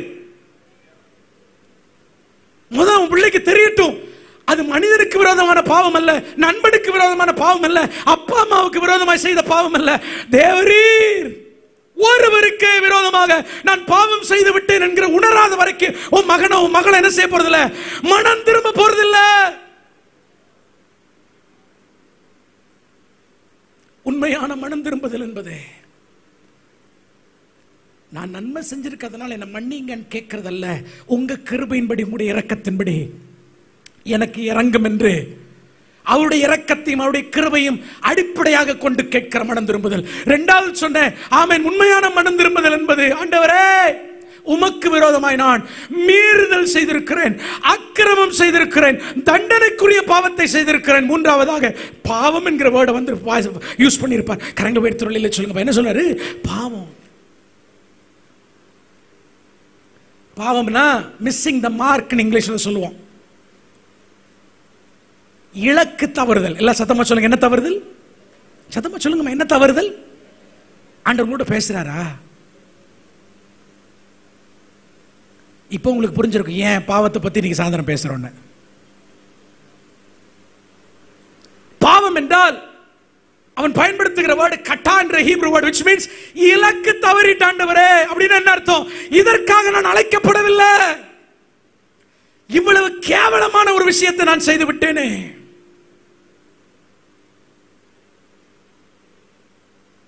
வெளியில இருக்கிறவனுக்கு நல்லா தெரியும் கிறிஸ்தவன் நான் உத்தமமா வாழணும்னு. கேக்குறீங்களாமா? பைபிளை தூக்கிட்டு சர்ச்சுக்கு போறீங்களே,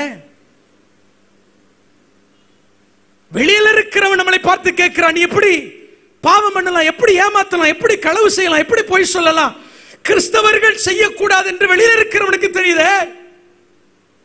ஐயோ தாவீதாகிய நான், ஆண்டவருடைய இருதயத்துக்கு ஏற்றவனாகிய நான், எப்படி I have missed my mark, என்னுடைய இலக்கை நான் என்ன செஞ்சிட்டேன், தவறிட்டேன்.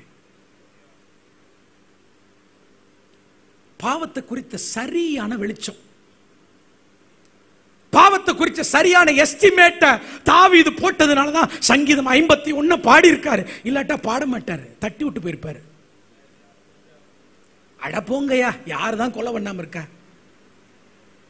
அவன் யோக்கியமா இவன் யோக்கியமா? ஏன் அவங்கெல்லாம் பண்ணலையா? அவ்வளவு பெரிய பரிசுத்தவான்களே பண்ணலையா? நான் என்ன பெருசா பண்ணிட்டேன்னு இன்னைக்கு இருக்கக்கூடிய தேவனுடைய பிள்ளைகள் பாவத்தை பெருசா பார்க்கறது இல்ல. கவனிங்க,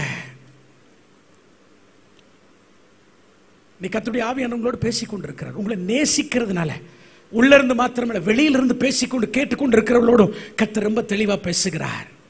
உன்னை மன்னிக்கிறவர் ஒரு உண்டு, அதனாலதான் பேசுறாரு. நல்ல கைகளை வைத்து சத்தம் ஒரு அல்லையிலே சொல்லுங்க பார்க்கலாம். மன்னிக்கிறவர் உண்டு. ரியல் ரிப்பெண்டன்ஸ், உண்மையான மனம் திரும்புதல். கரங்களை வைத்து ஒரு அல்லையிலே சொல்லுங்க பார்க்கலாம். மூணாவது சொல்றார் பாருங்க தாவீது, மறுபடியும் எல்லாரும் சேர்ந்து என்னோட வாசிங்களேன் 4வது வசனத்துல, தேவரீர் ஒருவருக்கே விரோதமாக நான் பாவம் செய்து உமது கண்களுக்கு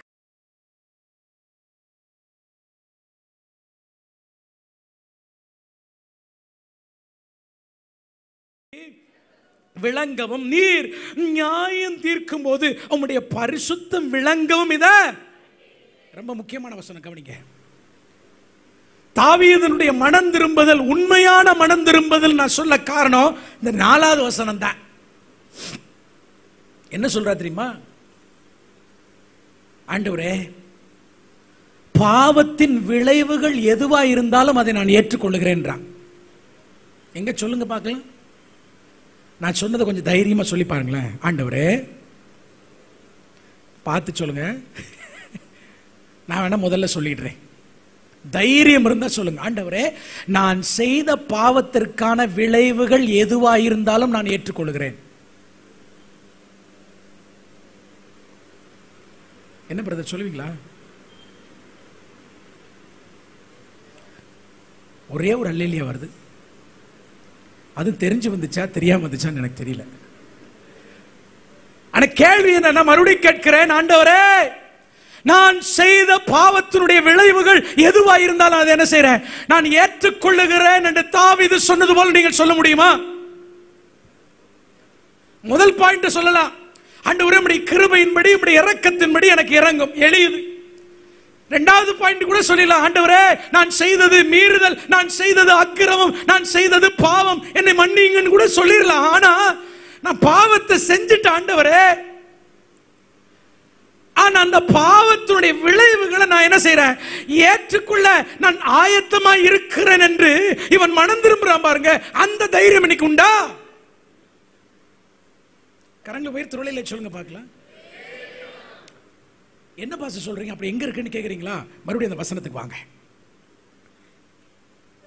தேவரீர் ஒருவருக்கே விரோதமாக நான் பாவம் செய்து உமது கண்களுக்கு முன்பாக பொல்லாங்கானத.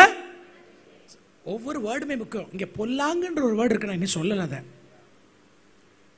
அப்போ மீறுதல், அக்கிரமம், பாவம், பொல்லாங்கு. ஏன் எல்லாரும் இப்படி பாக்குறீங்க? என்ன மறுபடியும் சொல்கிறேன், விபச்சாரம் பண்ணாதான் மீறுதல் இல்ல. பொய் சொன்னால் என்னது மீறுதல். கொலை பண்ணாதான் அக்கிரமம் இல்ல. தண்டனைக்குரிய குற்றம் எதை செய்தாலும் அக்கிரமம் தான். பெரிய பாவத்தை செஞ்சாதான் பாவம் இல்ல. உங்க வாழ்க்கையில தேவன் வைத்திருக்கிற அந்த ஸ்டாண்டர்டுக்கு நீங்க அச்சீவ் பண்ணலாம், என்னது பாவம் தான்.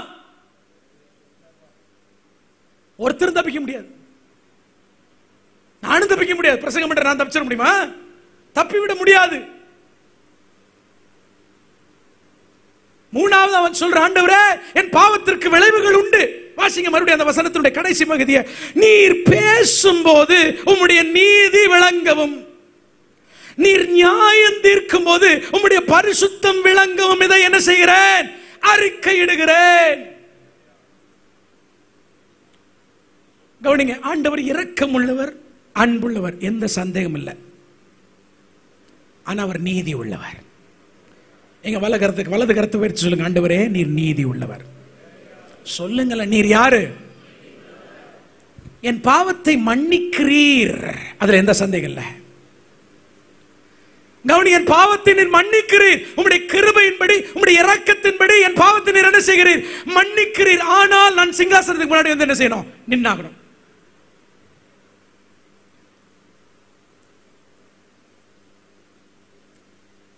நியாயப்பிரமாணத்தை கொடுத்தவர் தேவன், உண்மையா இல்லையா? கொலை செய்யாதிருப்பாயாக, விபச்சாரம் செய்யாதிருப்பாயாக என்று நீதி உள்ள பிரமாணத்தை கொடுத்தவர் யாரு? தேவன். நான் இப்ப என்ன செஞ்சிட்டேன், கொலையையும் விபச்சாரத்தையும் செய்துட்டு நீதிபதிக்கு முன்னாடி, நீதி உள்ள தேவனுக்கு முன்னாடி போய் நிற்கும் பொழுது, கவனிங்க, நியாயப்பிரமாணம் ஒரு பக்கம் இருக்கட்டும் மகனே, என்ன இருக்கட்டும், நியாயப்பிரமாணம் என்ன செய்யட்டும், ஒரு பக்கமா இருக்கட்டும். நான் உன்னை மன்னிச்சிருப்பா அப்படின்னு நியாயப்பிரமாணத்தை ஒதுக்கி வைத்து விட்டு ஆண்டவர் உன்னை மன்னித்து விடுவாரா? அப்படி ஒருவேளை அவரை எழுதி கொடுத்த பிரமாணத்திற்கு நிறைவேற்றாமல் நீ நானும் செய்த பாவத்திற்கான தக்க தண்டனையை நமக்கு கொடுக்காமல், கவனிங்க, நான் சொல்றது ரட்சிக்கப்பட்டதுக்கு அப்புறம் அதை நான் அழுத்தம் திருத்தமா சொல்றேன். ஆண்டவரை அறிந்து கொண்டதுக்கு பின்பாக, ரட்சிக்கப்பட்டதுக்கு பின்பாக, பரம ஈவை ருசி பார்த்ததற்கு பின்பாக, பரிசுத்த ஆவியானுடைய அபிஷேகத்தை பெற்றதுக்கு பின்பாக, அவருடைய ரத்தத்தினால கழுவப்பட்டதுக்கு பின்பாக நான் செய்யக்கூடிய பாவங்களை கர்த்தர் மன்னிக்கிறார் இல்லைன்னு சொல்லல. ஆனால் நியாயப்பிரமாணம் என்ன சொல்லுகிறது? அவர் நீதி உள்ளவர். அப்ப ஆண்டவர் நியாயப்பிரமாணத்தை ஒதுக்கி வைத்து விட்டு மன்னிப்பை மட்டும் கொடுக்கிறார் என்றால் அவர் நீதி உள்ளவர் அல்ல, அவர் பரிசுத்தம் உள்ளவர் அல்ல. முதல் வசனத்தில் அவர் கிருபையுள்ளவர், இரக்கம் உள்ளவர். 4வது வசனத்தில் அவர் நீதி உள்ளவர், பரிசுத்தம் உள்ளவர். மறுபடியும் சொல்கிறேன், முதல் வசனத்தில் அவர் கிருபையுள்ளவர், இரக்கம் உள்ளவர். 4வது வசனத்தில் அவர் நீதி உள்ளவர், பரிசுத்தம் உள்ளவர். ஆகவே நீங்களும் நானும் ஆராதிக்கிற தேவன் பரிசுத்தம் உள்ளவர் என்றும் நீதி உள்ளவர் என்றும் நிரூபிக்க வேண்டும் என்றால் பாவம் தண்டிக்கப்பட்டுத்தான் இருக்கீங்களா?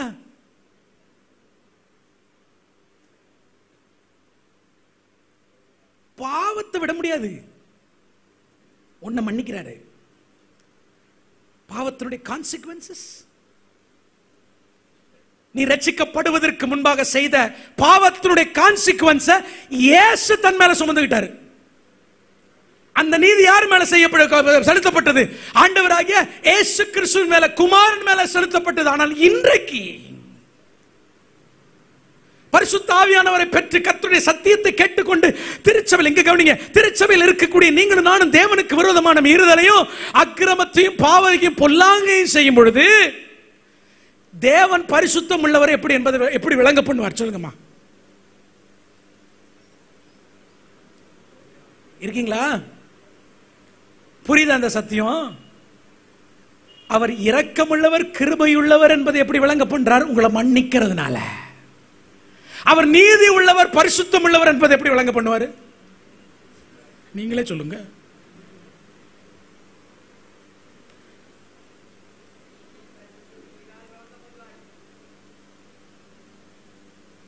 சொல்லுங்க, உங்களுக்கு புரியுதா? அவர் நீதி உள்ளவர், பரிசுத்த உள்ளவர் என்பதை எப்படி விளங்க பண்ணுகிறார்? என் அன்பு தேவனுடைய பிள்ளைகளே, அதான் தாவீது சொல்றார் பாருங்க, நீர் பேசும்போது உம்முடைய நீதி விளங்கும், நீர் நியாயம் தீர்க்கும் பொழுது உம்முடைய பரிசுத்தம் விளங்கவும். என்ன செய்யற?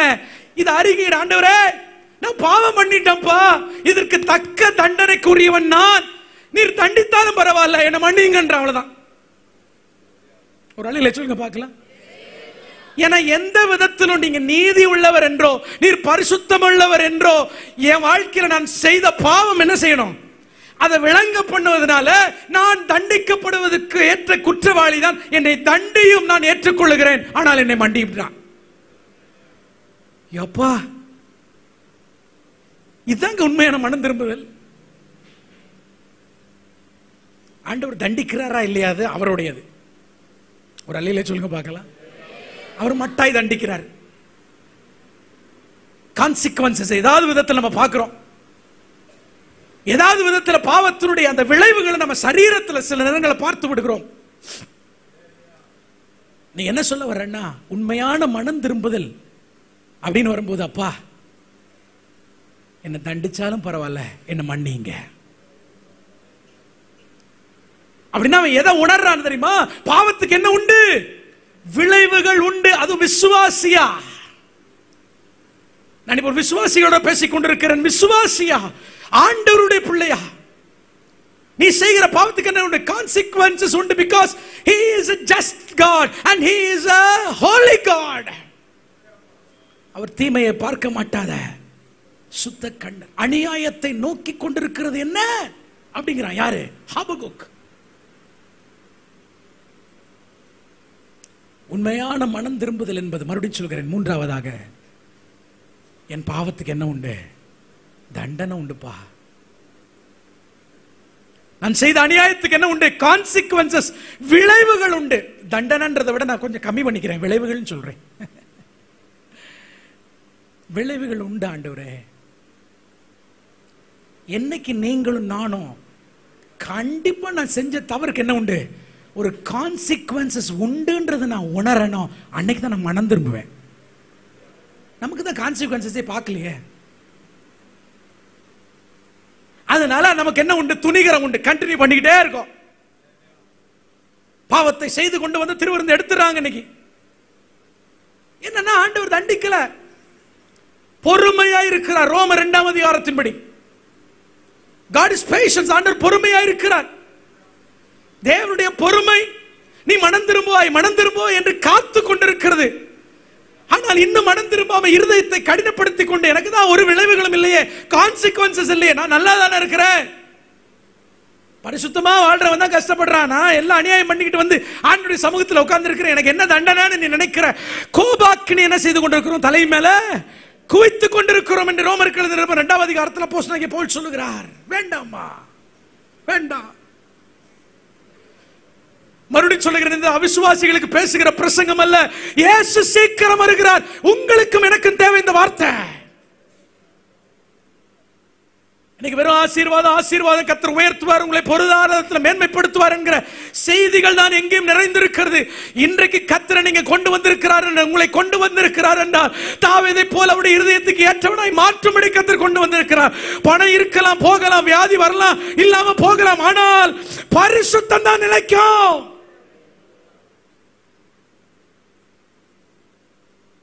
ஹல்லேலூயா. ஆண்டவர் உங்களோட பேசுறாரா?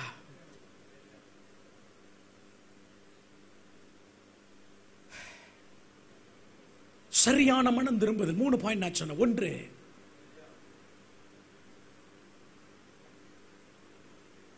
உண்மையான மனம் திரும்புதல் என்பது என்னுடைய மெரிட்டினுடைய அடிப்படையில் அல்ல, அவருடைய கிருபை இரக்கத்தின் அடிப்படையில். 2வது, உண்மையான மனம் திரும்புதல் என்பது நான் செய்த பாவம் மனிதனுக்கு விரோதமாக தான், ஆனா யாருக்கு விரோதமா? உண்மையாகவே தேவனுக்கு விரோதமா, எங்க அப்பாவுக்கு விரோதமா, சர்வ வல்லவருக்கு விரோதமாக பாவம் நான் செய்து விட்டேன். இனிமேல் வெறும் பாவம் என்று சொல்லிவிடவில்லை. அவன் வந்து அதை அக்கிரமம் என்று சொல்லுகிறான், மீறுதல் என்று சொல்லுகிறான், பாவம் என்று சொல்லுகிறான், பொல்லாங்கு என்று சொல்லி பாவத்தை பாவமா பார்க்கிறான், பாவத்தை தப்பா பார்க்கல. இருக்கீங்களா? கவனிங்க, ஒவ்வொரு தகப்பன்மார் கவனிங்க. இன்னைக்கு ஒரு பாயிண்டோட முடிக்கிறேன், அவ்வளவுதான், இதுக்கு மேல போக முடியாது. ஒவ்வொரு தகப்பன்மார் கவனிங்க, நான் சொல்லுங்க. பாவம் சொல்லுங்க, சத்தமா சொல்லுங்க. பாவம், பயப்படாதீங்க. பாவம், மீறுதல், அக்கிரமம். மறுபடியும் சொல்லுங்க. பாவம், மீறுதல், அக்கிரமம். இது 3க்குமே வித்தியாசம் இருக்கு. பாவம் என்று சொன்னால் மிஸ்ஸிங் த மார்க். ஆண்டவர் இந்த வழியில போக சொல்றாரு, அந்த வழி தவறி போனா அது என்னது? பாவம். தப்பா போயிட்டேன், உடனே ஆவியானவர் உணர்த்துகிறார், சரியான பாதைக்கு வந்து விடுகிறேன், மனம் திரும்புகிறேன், ஆண்டவர் என்னை மன்னிக்கிறார். ஆனா அடுத்தது வேணும்னே தப்பா போறேன். உதாரணத்துக்கு வர்ற வழியில டிராபிக்ல ரெட் சிக்னல் போட்டிருக்காங்க. முதல்ல என்ன செய்யற? ரெட் சிக்னல்ல நான் கடந்து போய் விடுகிறேன். ஏன்னா நமக்கு முன்னாடி போயிட்டா, அதனால நான் பின்னாடி போயிடுறேன். எத்தனை பேருக்கு அந்த பழக்கம் உண்டு? உங்க ஊர்ல சிக்னல்ஸ் எல்லாம் இருக்கா? எங்க ஊர்ல எங்க பார்த்தாலும் சிக்னல் தான். நின்றுகிட்டே இருப்போம், நம்ம பக்கத்தில் இருக்கிற ரெட் சிக்னல்ல போயிடுவான்.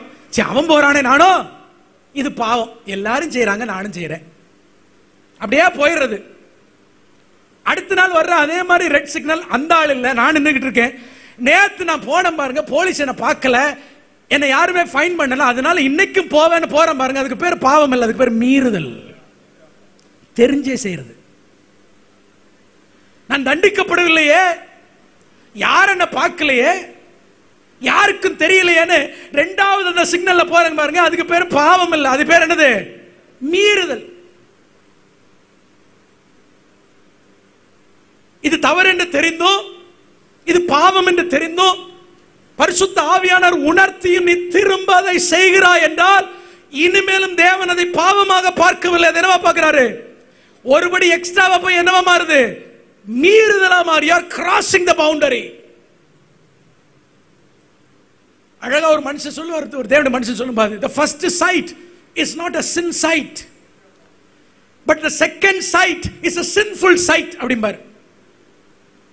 தம்பி அப்படி ரோட்ல போயிட்டு இருக்க, ஒரு அழகான பொண்ணு அங்க நிக்கிறா, நீ என்ன செய்யற? பார்த்த அந்த பொண்ணை பார்த்துட்ட. Thank you Jesus. கவனிங்க, இந்த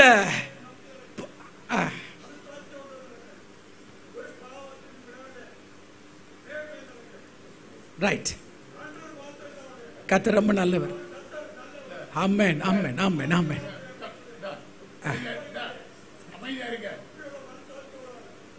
ஓகே, கவனிங்கம்மா, the first sight is not a sin sight. அப்ப இவன் போறா, இவன் என்ன செய்யறா? பார்க்கறான், கண்ணில் படுது. ஆனா என்ன செய்யறான்? நான் என்ன செய்ய போறது, அதை திரும்ப பார்க்க போகிறது இல்லைன்னு சொல்லிட்டு என்ன செய்யறான் இவன்? அவன் கண்டினியூ பண்றான். நம்ம லைஃப்ல எத்தனை விஷயங்களை கண்களை நம்ம பார்க்கிறோம், நாம என்ன செய்யறோம்? அது பாவம்னு தெரிஞ்சவன் என்ன செய்யறோம்? அதை விட்டுட்டு when we continue நம்ம பாவத்தை என்ன செஞ்சிட்டோம்? ஜெயிச்சிட்டோம். கவனிங்க, ஆனால் நீ கொஞ்சம் தூரம் போய் திரும்ப நின்று என்ன செய்யற? நீ திரும்ப பார்க்கிறன்னா நீ பாவம் செஞ்சிட்டன்னு அர்த்தம். ஒரு அல்லேலூயா சொல்லுங்க பார்க்கலாம். நான் சொல்றது உங்களுக்கு எத்தனை பேர் புரியுது? உன் கண்ணுல படுது, நீ தாண்டி போயிட்ட, நீ பாவத்தை ஜெயிச்சிட்ட. ஆனால் நீ நின்று திரும்ப என்ன செய்கிற? நீ பார்க்கிறாய் என்றால் அது சின்ஃபுல் சைட்டா மாறுது. நீ என்ன செஞ்சிட்ட? பாவம் செஞ்சிட்ட. அதான் மீறுதல். மீறுதலுக்கு அப்புறம் அக்கிரமம். அதே மாதிரி நான் ரோட்ல போறேன், சிக்னல்ல முதல் நாள் தாண்டி போனேன், இரண்டாவது நாள் நான் தண்டிக்கப்படவில்லை என்பதற்காக வேண்டுமென்றே போனேன். இப்போது எனக்கு பழக்கமா மாறிடுச்சு. எனக்கு என்னவா மாறிடுச்சு? எனக்கு ரெட் சிக்னல்ல போறது ஜாலியா இருக்கு. புரியுதா நான் சொல்றது? எனக்கு சந்தோஷமா இருக்கு. சட்டத்தை மீறுவது எனக்கு என்னது? சந்தோஷம். நான் அப்படித்தான் செய்வேன். யார் என்ன தண்டிச்சாலும் அதை பத்தி எனக்கு இல்ல, கவலை இல்ல. நான் அப்படித்தான் செய்வேன் என்ற துணிகர வந்தது பாருங்க. இது என்னது? அக்கிரமம். எல்லாம் சொல்லுங்க என்னது? இப்ப மூணுக்குள்ள வித்தியாசம் தெரியுதா உங்களுக்கு? இங்க கவனிங்கம்மா, இங்க கவனிங்க. ஒன்னு பாவம், இன்னொன்னு மீறுதல், இன்னொன்னு என்னைக்கு அக்கிரமம் செய்யறோமோ அன்னைக்கு சாபத்தை ஸ்டார்ட் பண்ணி வச்சிட்டோம் குடும்பத்துல. என்னைக்கு நம்ம வாழ்க்கையில் அக்கிரமம் இருக்குதோ என்ன எதை ஸ்டார்ட் பண்ணிட்டோம்? we have started the curse in our life. நம்ம குடும்பத்தில் எதை ஆரம்பித்து விட்டோம்? சாபத்தை ஆரம்பித்து விட்டோம். என் அன்பு தேவனுடைய பிள்ளைகளே, பைபிள் சொல்லுகிறது மூன்றாவது நான்காவது தலைமுறை மட்டும் என்ன செய்யறவர்? விசாரிக்கிறவர். மூன்றாவது நான்காம் தலைமுறை மட்டும் விசுவாசிக்கிறார். ஆனால் நீதிமானுடைய தலைமுறை 1000 தலைமுறைகள் பைபிள் சொல்லுது. எத்தனை தலைமுறையா? கரங்க உயர்த்தி சொல்லுங்க, எத்தனை தலைமுறையா? நான் ஒன்னும் தாவீதை விட யோக்கியவான அல்ல. ஆமென். அன்பு தேவனுடைய பிள்ளைகளை, பைபிள் இருக்கக்கூடிய எந்த ஒரு பரிசுத்தவானை விட பெரிய பரிசுத்தவான் நாம யாருமே இல்ல. இன்னைக்கு கர்த்தர் இன்னைக்கு நம்மளோட பேசுறாருன்னா மேபி இங்க இருக்கிற யாராகிலும் ஒருவருக்காக இருக்கலாம். இங்க கர்த்தர் பேசிக் கொண்டிருக்கிறார், அந்த கூட்டத்துக்கு வெளியில நின்று வீதிகளில் இருந்து கேட்டுக் கொண்டிருக்கிற யாராகிலும் ஒருவரோடு இருக்கிறார். ஏன்னா கர்த்தர் நல்லவர். தாவீதுடைய பாவத்தை மன்னிக்க முடியும் என்றால் உங்களுடைய என்னுடைய அக்கிரமத்தை மீறுதலை பாவத்தை மன்னிக்க முடியும் என்பதற்காக தான் பேசிக் கொண்டிருக்கிறேன். நீ யாரை குற்றப்படுத்துவதற்காகவோ நீ பாவம் செய்து கொண்டிருக்கிறாய், அக்கிரமம் செய்து கொண்டிருக்கிறாய், ஆண்டவர் உன்னை தண்டிக்க போறார் என்று சொல்வதற்காக இங்க வரவில்லை. தாவீதை கர்த்தர் மன்னிக்க முடியும் என்றால் என்னை மன்னிக்க முடியும், உன்னை மன்னிக்க முடியும்.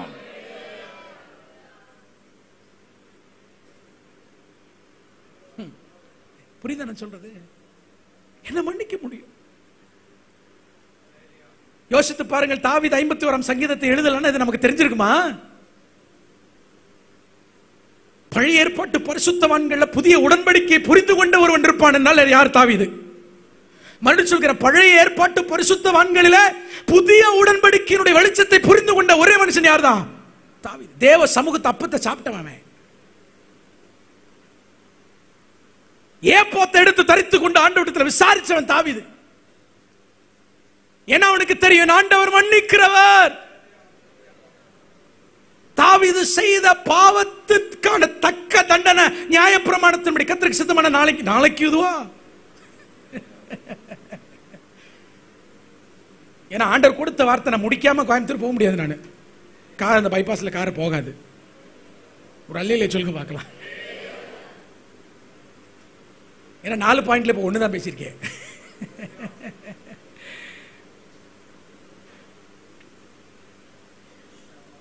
கர்த்தர் நல்லவர். தாவீது செய்த பாவத்திற்கு தக்க தண்டனை மரணம். நியாயப்பிரமாணம் மிக அழகாக சொல்லுகிறது, ஒருவன் விபச்சாரம் செய்திருப்பார் என்றால் அவன் கல்லெறிந்து கொள்ளப்பட கடவன். ஆமென். அநியாயமா ஒரு மனிதனுடைய உயிர் அவன் வாங்கியிருப்பான்னா அவன் செய்த பாவத்திற்கு ஒரு பரிகாரமும் வாங்கக்கூடாது என்று லேவியராகமம் சொல்லியிருக்க. தாவீது செய்த இந்த 2 பாவத்திற்கான தக்க தண்டனை என்னன்னு தாவீதுக்கு தெரியுமா தெரியாதா? சொல்லுங்க, தெரியுமா தெரியாதா? தெரியும். இஸ்ரவேலில் ஒருவன் ராஜாவாக வேண்டும் என்றால் நியாயப்பிரமாணத்தின்படி முதல்ல உட்கார்ந்து நியாயப்பிரமாணத்தை அவன் பிரதி எடுக்கணும். செஞ்சானா அவனுக்கு நல்லா தெரியும் தான் கல்லெறிந்து கொள்ளப்பட கடவன் என்றும் தான் செய்த பாவத்திற்கான நிவர்த்தி எங்கேயுமே இல்லன்னு அவனுக்கு தெரிந்திருந்தும் சங்கீதம் 51 ஆண்டவரே என்னை மன்னியும் என்று கேட்டுக்கொண்டு, ஆண்டவரே நான் உமக்கு விரோதமாக பாவம் செய்தேன், நான் செய்த பாவத்திற்கு தக்க தண்டனை விளைவுகளை நான் சகிக்க முடியும் என்று, சகிக்க வேண்டியவர் என்று தாவீது உணர்ந்து மனம் திரும்புகிறான் என்றால் நியாயப்பிரமாணத்துக்கு அப்பாற்பட்டு தேவனுடைய கிருபை அவன் புரிஞ்சிருக்கிறான்னு அர்த்தம். ஒரு அல்லேலூயா சொல்லுங்க பார்க்கலாம். சத்தம் ஒரு அல்லேலூயா சொல்லுங்க பார்க்கலாம். தாவீது கிருபையை நன்றாக புரிந்து கொண்டதுனாலதான் அவன் கேட்கிறான், உம்முடைய கிருபையின்படி இரக்கத்தின்படி என்னை மன்னியும். ஒருத்த கொலை செஞ்சுட்டா ஹைகோர்ட் சொல்லிச்சு இவனுக்கு தூக்கு தண்டனை. சுப்ரீம் கோர்ட்ல அப்பீல் பண்றான். சுப்ரீம் கோர்ட் சொல்லுகிறது இவனுக்கு என்னது? தூக்கு தண்டனை. நாளைக்கு தூக்கு தண்டனை. ஆனா அவனுக்கு ஒரு சான்ஸ் இருக்கு. எங்க அப்பீல் பண்ண? தேசத்தினுடைய ஜனாதிபதி கிட்ட அப்பீல் பண்ண. எதனுடைய அடிப்படையில்? கிருபையினுடைய அடிப்படையில், கருணையினுடைய அடிப்படையில். நியாயப்பிரமாணம் சொல்லுகிறது தண்டிக்கப்பட வேண்டியவன். ஆனால் ஆமென், ஒரு அப்பீல் இருக்கு. அந்த அப்பீல் தான் தாவீது செய்கிறான்.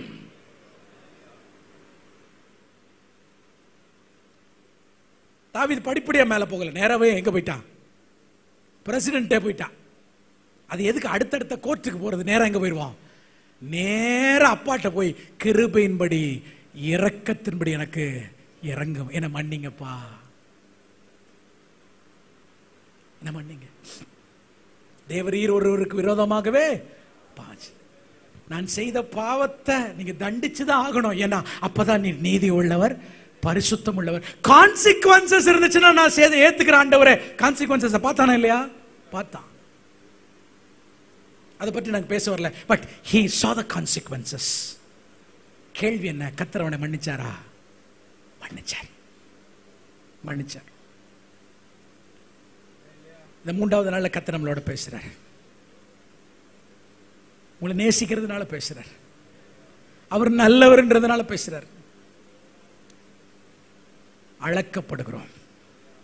எல்லாரும் சொல்லுங்க, என்ன செய்யப்படுகிறோம்? எந்த அளவுகோல்ல சொல்லுங்க? எந்த அளவுகோல்ல? அந்த அளவுகோலுக்கு பேர் நம்ம பிரதர் சொல்லுங்க பார்க்கலாம். எங்க பிரதர்ஸ் எல்லாம் சொல்லுங்க பார்க்கலாம். அந்த அளவுகோலுக்கு பேர் என்னது? யாருடைய பரிசுத்தம்? இப்ப நான் கேட்கிறேன், அந்த பூரண பரிசுத்தம் உள்ளவர் நம்ம யாரா நிக்க முடியுமா?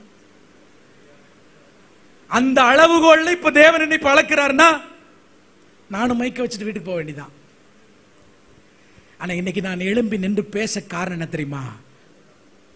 மன்னிக்கிறதுக்கு தயவு பெருத்தவர்கிட்ட மன்னிப்பு கேட்கறதுக்கான வாய்ப்பை கொடுத்திருக்கிறாரு.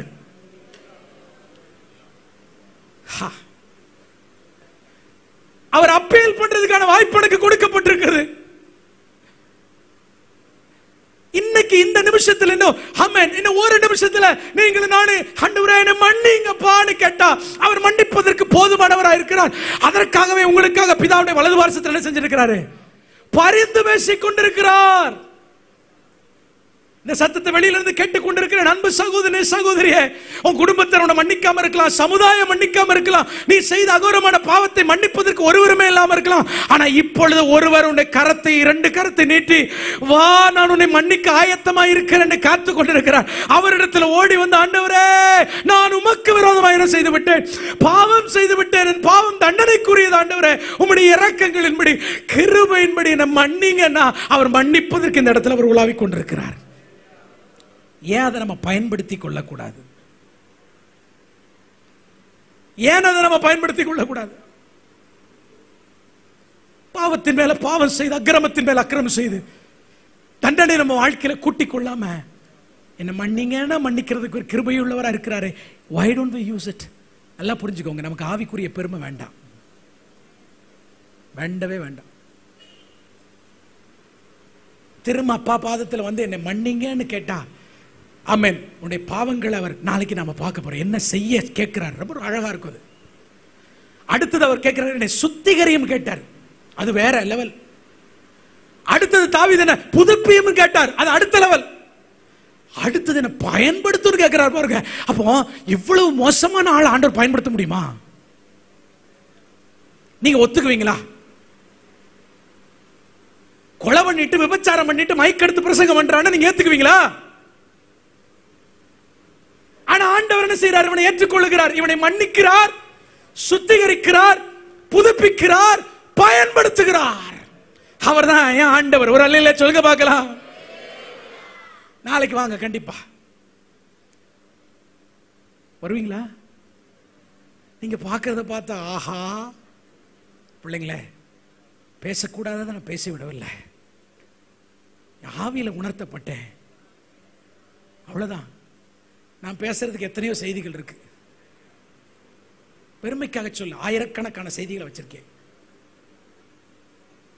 ஆவியானவர் இன்னைக்கு இதை பேசுன்னு சொன்னது அந்த மூலையில் உட்கார்ந்து இருக்கிற யாரோ ஒருத்தருக்கா இருக்கலாம், ஒரு தம்பிக்கா இருக்கலாம், ஒரு தங்கச்சியா இருக்கலாம். ஏன்னா கர்த்தர் உன்னை பயன்படுத்த விரும்புகிறார், வேற ஒன்றும் இல்லை.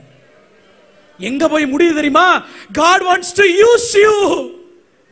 உன்னை கர்த்தர் பயன்படுத்தத்தான் இன்னைக்கு கர்த்தர் இதை பேசுகிறார், வேற ஒன்றும் இல்லை. இன்னைக்கு என்ன மன்னிங்க ஆண்டவரே, இப்படியே அழுது அழுது மனஸ்தாபப்பட்டு திரும்ப திரும்ப போய் அதே பாவத்தை திரும்ப விழுந்துகிட்டு இருக்க ஆண்டவரே, நான் பயனற்றவனா இருக்கிறேன், வாழ்க்கை இப்படியே போயிடுமோன்ற உங்களுக்கு தான் ஆண்டவர் சொல்றார். இல்ல இல்ல, உன்னை நான் பயன்படுத்தவே உன்னோடு பேசிக் கொண்டிருக்கிறேன். எழும்பி நிற்போம் ஆண்டவருடைய சமூகத்துல. Thank you Jesus. நம்முடைய ஆண்டவரை போல அன்புள்ள ஒருவர் இல்லை, இரக்கமுள்ள ஒருவர் கிடையாது, காருண்யமுள்ள ஒருவர் இல்லை. ஹalleluya. எல்லாரும் எழும்பி நின்று ரெண்டு கரங்களை பரலோகத்துக்கு நேராக உயர்த்தி, தாவீது சொன்னது போல உண்மையாகவே நீங்கள் இந்த இடத்துல ஏதோ ஒரு ஆமென், ஒரு பாவம் ஆண்டவரே என்னால விட முடியலப்பா, தொடர்ந்து அதுல விழுந்துடுறேன், நெருங்கி நிற்கிற பாவம், நெருங்கி நிற்கிற பாவம், நெருங்கி நிற்கிற பாவம், besetting sins. எல்லாரும் கண்களை மூடுவீங்களா?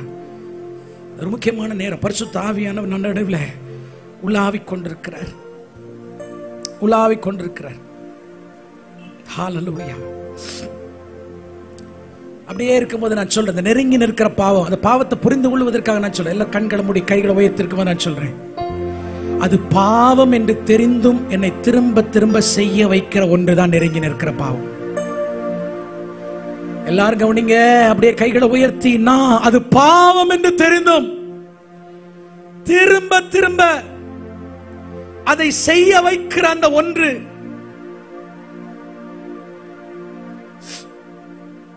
செய்ய வைக்கிற ஒன்று, வெற்றியுள்ள ஆவிக்குரிய வாழ்க்கையை வாழ விடாதபடி தடுக்கிற அந்த ஒன்று. வாலிப பிள்ளைகளே கவனிங்க, ஆண்டவரோடு பேசுறார். அந்த விஷயத்தை குறிச்சு, அந்த குறிப்பிட்ட விஷயத்தை குறிச்சு கண்டிச்சீங்கன்னா உங்களுக்கு கோபம் வருதா?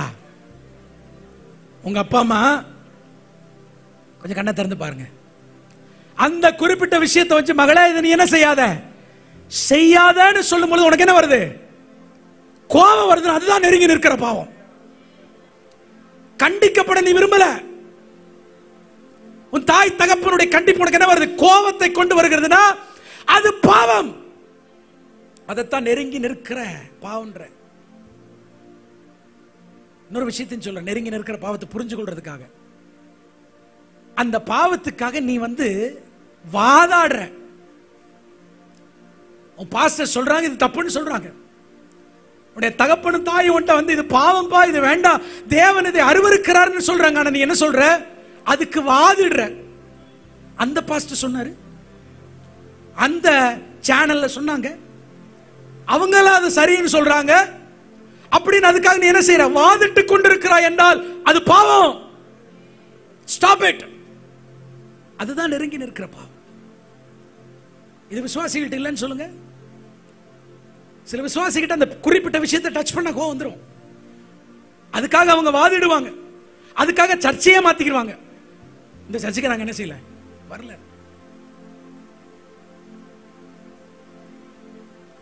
இன்னைக்கு இந்த திருச்சபையை அந்த அளவுகோலுக்கு தேவன் வளர்த்த விரும்புகிறார். எந்த அளவுகோலுக்கு?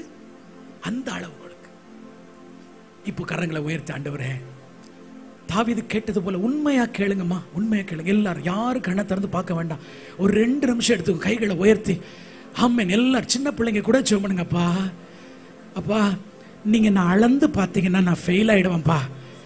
நீங்க உங்க அளவுகோல நான் அளந்துகிறா, நான் நிற்க முடியாது. யார்ப்பா நிலை நிற்க முடியும்? நான் நீதிமான் தான், இயேசுவின் ரத்தத்தினால கழுவப்பட்ட நீதிமான் தான் ஆண்டவரே. ஆனாலும் அடிக்கடி நான் கீழே விழுந்துறேனே. இந்த நெருங்கி நிற்கிற பாவங்கள் என்னை மேற்கொண்டு விடுகிறதே. நான் கோபப்பட்டு ஆண்டவரே, எனக்குள்ள பெருமை வந்துருது ஆண்டவரே, இச்சையில மாட்டிடுற ஆண்டவரே, பொய் சொல்லி விடுகிற ஆண்டவரே. அப்பா, நான் ஆண்டவரே என்னை மன்னிங்க.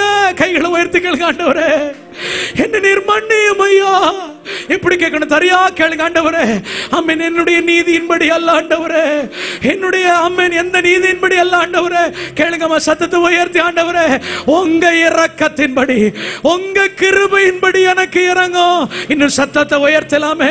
ஆலயத்துக்குள்ள இருக்கிறவங்க எல்லாரும், வெளியில இருக்கிறவங்க எல்லாரும், வீதிகளில் நின்று இந்த சத்தத்தை கேட்டுக்கொண்டிருக்கிறவங்களை இயேசு நேசிக்கிறாரு. யார் இந்த உலகத்தில் உங்களை மன்னிக்க முடியாது. உங்களுக்காக தன்னுடைய ஜீவனை கல்வாரி சிலுவையில கொடுத்து உங்களுடைய சகல பாவத்துக்கான தண்டனைகளை தன் மேல சுமந்து, ஆமென், உனக்காக இப்பொழுது காத்து கொண்டிருக்கிற இயேசு உன்னை பார்த்து சொல்லுகிறார், ஆமென், ஆமென், உன்னுடைய மன்னிப்பு, ஆமென், உனக்கு தர ஆயத்தமா இருக்கிறேன் என்று.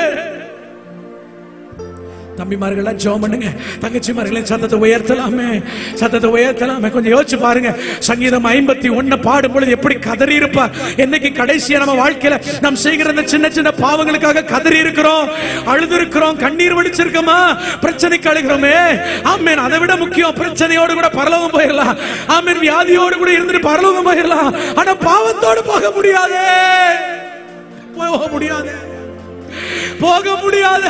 என் அன்பு தேவனுடைய பிள்ளைகளே, இன்னைக்கு டீல் பண்ணப்பட வேண்டிய மிக முக்கியமான பிரச்சனை பாவம். உன் கடன் அல்ல, உன் வியாதி அல்ல, வியாதி அல்ல, தீர்க்கப்பட வேண்டிய மிகப்பெரிய பிரச்சனை பாவம். இன்னைக்கு சபைக்குள்ள ஆழமா ஊடுருவி பாய்ந்திருக்கிறது. இன்னைக்கு அநேக ஊழியர்களை விழத்தள்ளி கொண்டிருக்கிறது.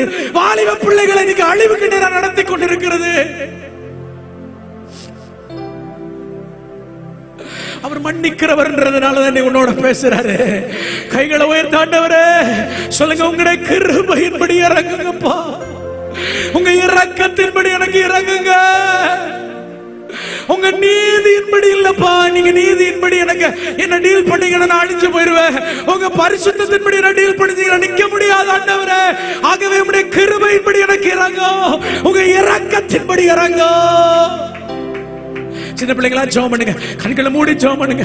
ஆமென், ஆமென், ஆமென். கண்களை மூடி ஜெபம் பண்ணுங்க. அப்பா நல்லவர், இந்த இடத்துல உலாவிக் கொண்டிருக்கிறாரு, உலாவிக் கொண்டிருக்கிறாரு, உலாவிக் கொண்டிருக்கிறாரு. ஆமெனுடைய இருதயத்தை கர்த்தர் பார்க்கிறாரு, முகத்தை அல்ல. உன் இருதயத்தில் என்ன இருக்குன்னு ஆண்டவருக்கு நல்லா தெரியும். அவர் அன்புள்ளவர், அவர் நல்லவர், அவர் இரக்கமுள்ளவர். அதனாலதான் அவர் ஆமென், ஆமென், பாவத்தை கண்டும் காணாதவர் அல்ல, அதனுடைய விடுதலையாக்கும்படி பேசிக் கொண்டிருக்கிறாரு. சொல்லுவீங்களா? கைகளை உயர்த்தி, ஆண்டவரே நான் செஞ்சது வெறும் தப்பு இல்லப்பா, நான் செய்யறது வெறும் தப்பு இல்ல, அது மீறுதலா பாக்குறேன், அது அக்கிரமமா பாக்குறேன், ஆமென், அது ஆண்டவரே பாவமா பாக்குறேன், அத பொல்லாங்கா நான் பாக்குறேன் ஆண்டவரே. அத பரவாயில்லன்னு நான் நினைக்கலப்பா, அது போனா போகட்டும்னு நான் நினைக்கல ஆண்டவரே. ஏதோ சின்ன தப்பு பண்ணிட்டேன்னு நான் நினைக்கல ஆண்டவரே. நான் அதை அக்கிரமமா பார்க்கிறேன். என் தேவரீர் ஒருவருக்கு விரோதமாக. சின்ன குழந்தைகள் அப்பா அம்மாவை எதிர்த்து பேசும்போது அப்பா அம்மாவுக்கு விரோதமான பாவம் இல்ல, நீ ஆண்டவரை எதிர்த்து பேசிக் கொண்டிருக்கிற. சின்ன பிள்ளைங்களா கவனிங்க, ஆண்டவரை எதிர்த்து பேசிக் கொண்டிருக்கிற. அப்பா அம்மா இதை செய்ய வேண்டாம்னு சொல்லும் பொழுது நீ அப்படிதான் செய்ய வேண்டும் தொடர்ந்து செய்யும் போது நீ அப்பா அம்மாவுக்கு விரோதமாக அல்ல, உன்னை சிருஷ்டித்த தேவனை எதிர்த்து நிற்கிறாய். என்ன மன்னிங்க ஆண்டவரே. கைகளை உயர்த்திகள் என்ன மன்னிங்க. தேவரீர் ஒருவருக்கே விரோதமாய் நான் பாவம் செய்தேன். பாவம் செய்தேன். என்ன மன்னியும், என்ன மன்னி ஆண்டவரே, என்ன மன்னிங்க ஆண்டவரே. அழுங்க ஜெபம் பண்ணுங்க, அழுது ஜெபம் பண்ணுங்க, ஆண்டவரே கேளுங்க. அப்பா உங்களை கட்டி ஆணை தழுவி அவர் முத்தமிட தயாரா இருக்கிறார். அவர் இந்த இடத்துல உலாவிக் கொண்டிருக்கிறார். உன்னை தண்டிக்கிறதுக்காக அவர் என்னை கூட்டு வரல. உன்னை தண்டிக்கிறதுக்காக இங்க பேசல, உன்னை மன்னிக்கிறதுக்காக பேசிக்கிட்டு இருக்காரு. எனக்கு தெரியுமா நான் செய்த பாவத்துக்கு விளைவுகள் உண்டு. எனக்கு தெரியும் ஆண்டவரே நான் செய்த பாவத்துக்கு விளைவுகள் உண்டு. ஆண்டவரே உம்முடைய நீதி விளங்கவும் உம்முடைய பரிசுத்தம் விளங்கவும் ஆண்டவரே அதை தலைவணங்கி நான் ஏற்றுக்கொள்கிறேன். ஆண்டவரே I accept that. பிள்ளைகளே பல கான்சிக்வென்சஸ் நீங்க லைஃப்ல ஃபேஸ் பண்றோம்னா, பிசிக்கலா பினான்சியலா பல விளைவுகளை சந்திக்கிறதுக்கு காரணம் நம்ம என்னைக்கோ செய்த பாவங்கள்ன்றதை ஒத்துக்கிடணும். நம்ம யாரோ காரணம் இல்ல, நான் காரணம். ஆண்டவரே என்ன மன்னிங்க, என்ன மன்னிங்க ஆண்டவரே, மன்னிங்க ஆண்டவரே, என்ன மன்னிங்க ஆண்டவரே. Thank you Lord. கரங்களை உயர்த்தி Thank you Jesus. என்ன மன்னிங்க. ஜெபம் பண்ணுங்க. ஒரு 2 நிமிஷம் தாரேன், நீங்க ஜெபம் பண்ணுங்க. நான் உங்களை நடத்த விரும்பல, நீங்களே ஜெபம் பண்ணுங்க. ஆண்டவரே நான் சொன்ன அந்த 3 பாயிண்ட சொல்லி ஜெபம் பண்ணுங்கம்மா. தங்கச்சி மாதிரிலாம் ஜெபம் பண்ணுங்க. கண்ணை திறந்து வேடிக்கை பார்க்க வேண்டாம். இது ஒரு முக்கியமான நேரம். இது போல இன்னொரு நாள் வராது. ஆமென் ஆமென் ஆமென். கர்த்தரை பயன்படுத்த வேண்டும். தாவீது கடைசியா கேட்கிற, ஆண்டவரே பாதகர்களுக்கு உம்முடைய வழியை நான் போதிப்பேன். ஆமென் ஆமென். ஒரு நாள் இதே மாதிரி நின்னு பிரசங்கம் பண்ணுவேன், இதே மாதிரி மேடையில நின்னு பிரசங்கம் பண்ணுவேன். ஹalleluya. அந்த நிலைக்கு கர்த்தரோட உயர்த்துவார். ஜி கொடுங்க G G G. Hallelujah. Amen amen amen amen. G thank you Lord. Thank you Lord. Thank you Lord. நான் பாவம் செய்தேன், உம்மை நோக செய்தேன். ஆமாப்பா, உம்மை தேடாமல் வாழ்ந்து வந்தே, உம்மை தேடாமல் வாழ்ந்து வந்தே. என்னை மன்னியும் தெய்வமே, என்னை மன்னிவா, மன்னியும் தெய்வமே. இயேசு என் தெய்வமே, என்னே மனமிர எமல இறக்க செய்யப்பா. இயேசு என் தெய்வமே, என்னே மனமிர. முள்முடி தாங்கி முள்முடி தாங்கி ஐயா காயப்பட்டி, முள்முடி தாங்கி ஐயா காயப்பட்டி. எனக்காக நீ எனக்காக பலியானி, எனக்காக ரத்தத்தால கழுவுங்க, ரத்தத்தால் கழுவி. எல்லாரும் கைகளை உயர்த்தவங்க. ரத்தத்தால் உங்க ரத்தத்தால் இயேசுவே,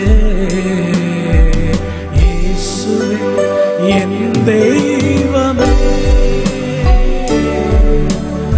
என்னே மனம் எமல இறங்குங்கப்பா.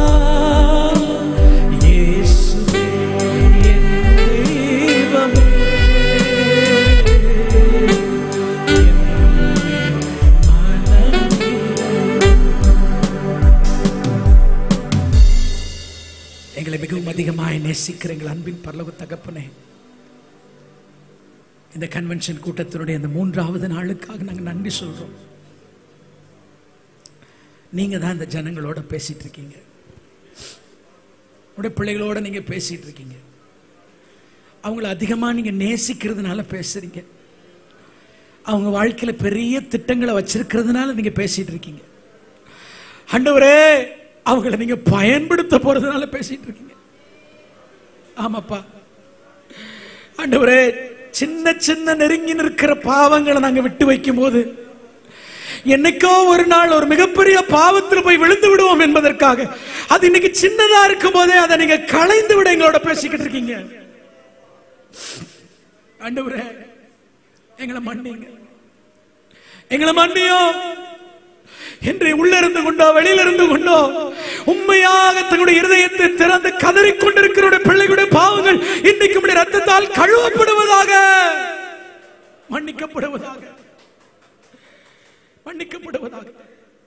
ஒரு உண்மையான மனம் திரும்புதல், ஒரு ஜெனுவனான மனம் திரும்புதல், தாவீதிலிருந்து வாயிலிருந்து புறப்பட்டு வந்த அந்த ஒரு மனம் திரும்புதலுக்கு ஒப்பான ஒரு மனம் திரும்புதல் இந்த இடத்தில் உண்டாகி கொண்டிருப்பதற்காக நன்றி அப்பா. இதனுடைய அடிப்படையில் எங்களை மன்னிங்கன்னு கேட்கறதுக்கு நாங்க ஒரு பாண்டவரை நன்மையை செய்து விடலப்பா. இதனுடைய அடிப்படையில் எங்களை மன்னிங்கன்னு சொல்ற அளவுக்கு நாங்க ஆண்டவரை கேட்பது அளவுக்கு கிட்ட ஒண்ணுமே யோக்கியமானதல்ல. அதனால உங்களுடைய கிருபையை இரக்கத்தையும் அடிப்படையாக கொண்டு அப்பீல் பண்றோம். எங்களை மன்னிங்க, இந்த ஜனங்களை மன்னிங்க. நாங்கள் செய்தது அக்கிரமம்,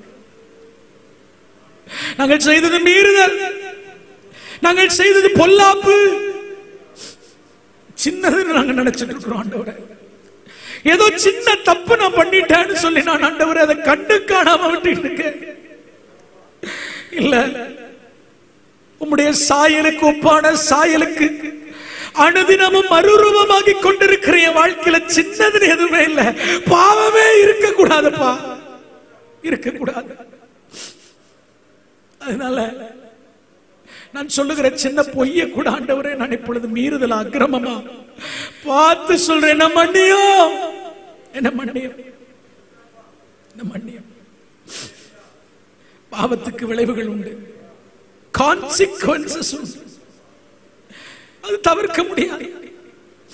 நீங்க பார்த்து இறங்கினீங்கன்னா தான் அதையும் நான் ஒத்துக்கிறேன்னு தாவீது சொன்னது போல நாங்களே சொல்றோம். ஆண்டவரே, இன்னைக்கு நிறைய காரியங்கள சரீரங்கள்லயும் எங்க குடும்பங்களை நாங்க அறுக்கிறோம்னா பவுல் சொல்லுகிறது போல மனிதன் எதை விதைக்கிறானோ அதை அறுப்பான்.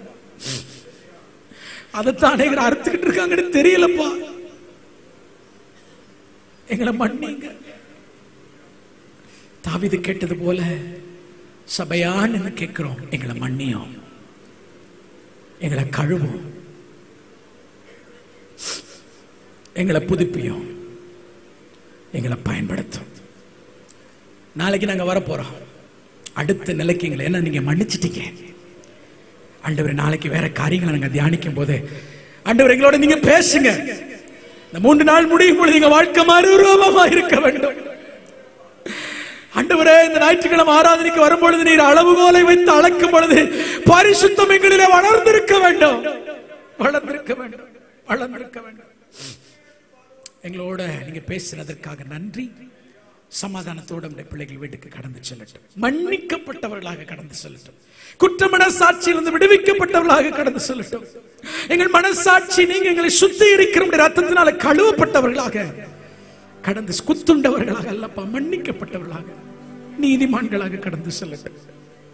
மகிமையெல்லாம் மக்கள் செலுத்துகிறேன் இயேசுவின் நாமத்தில் பிதாவே.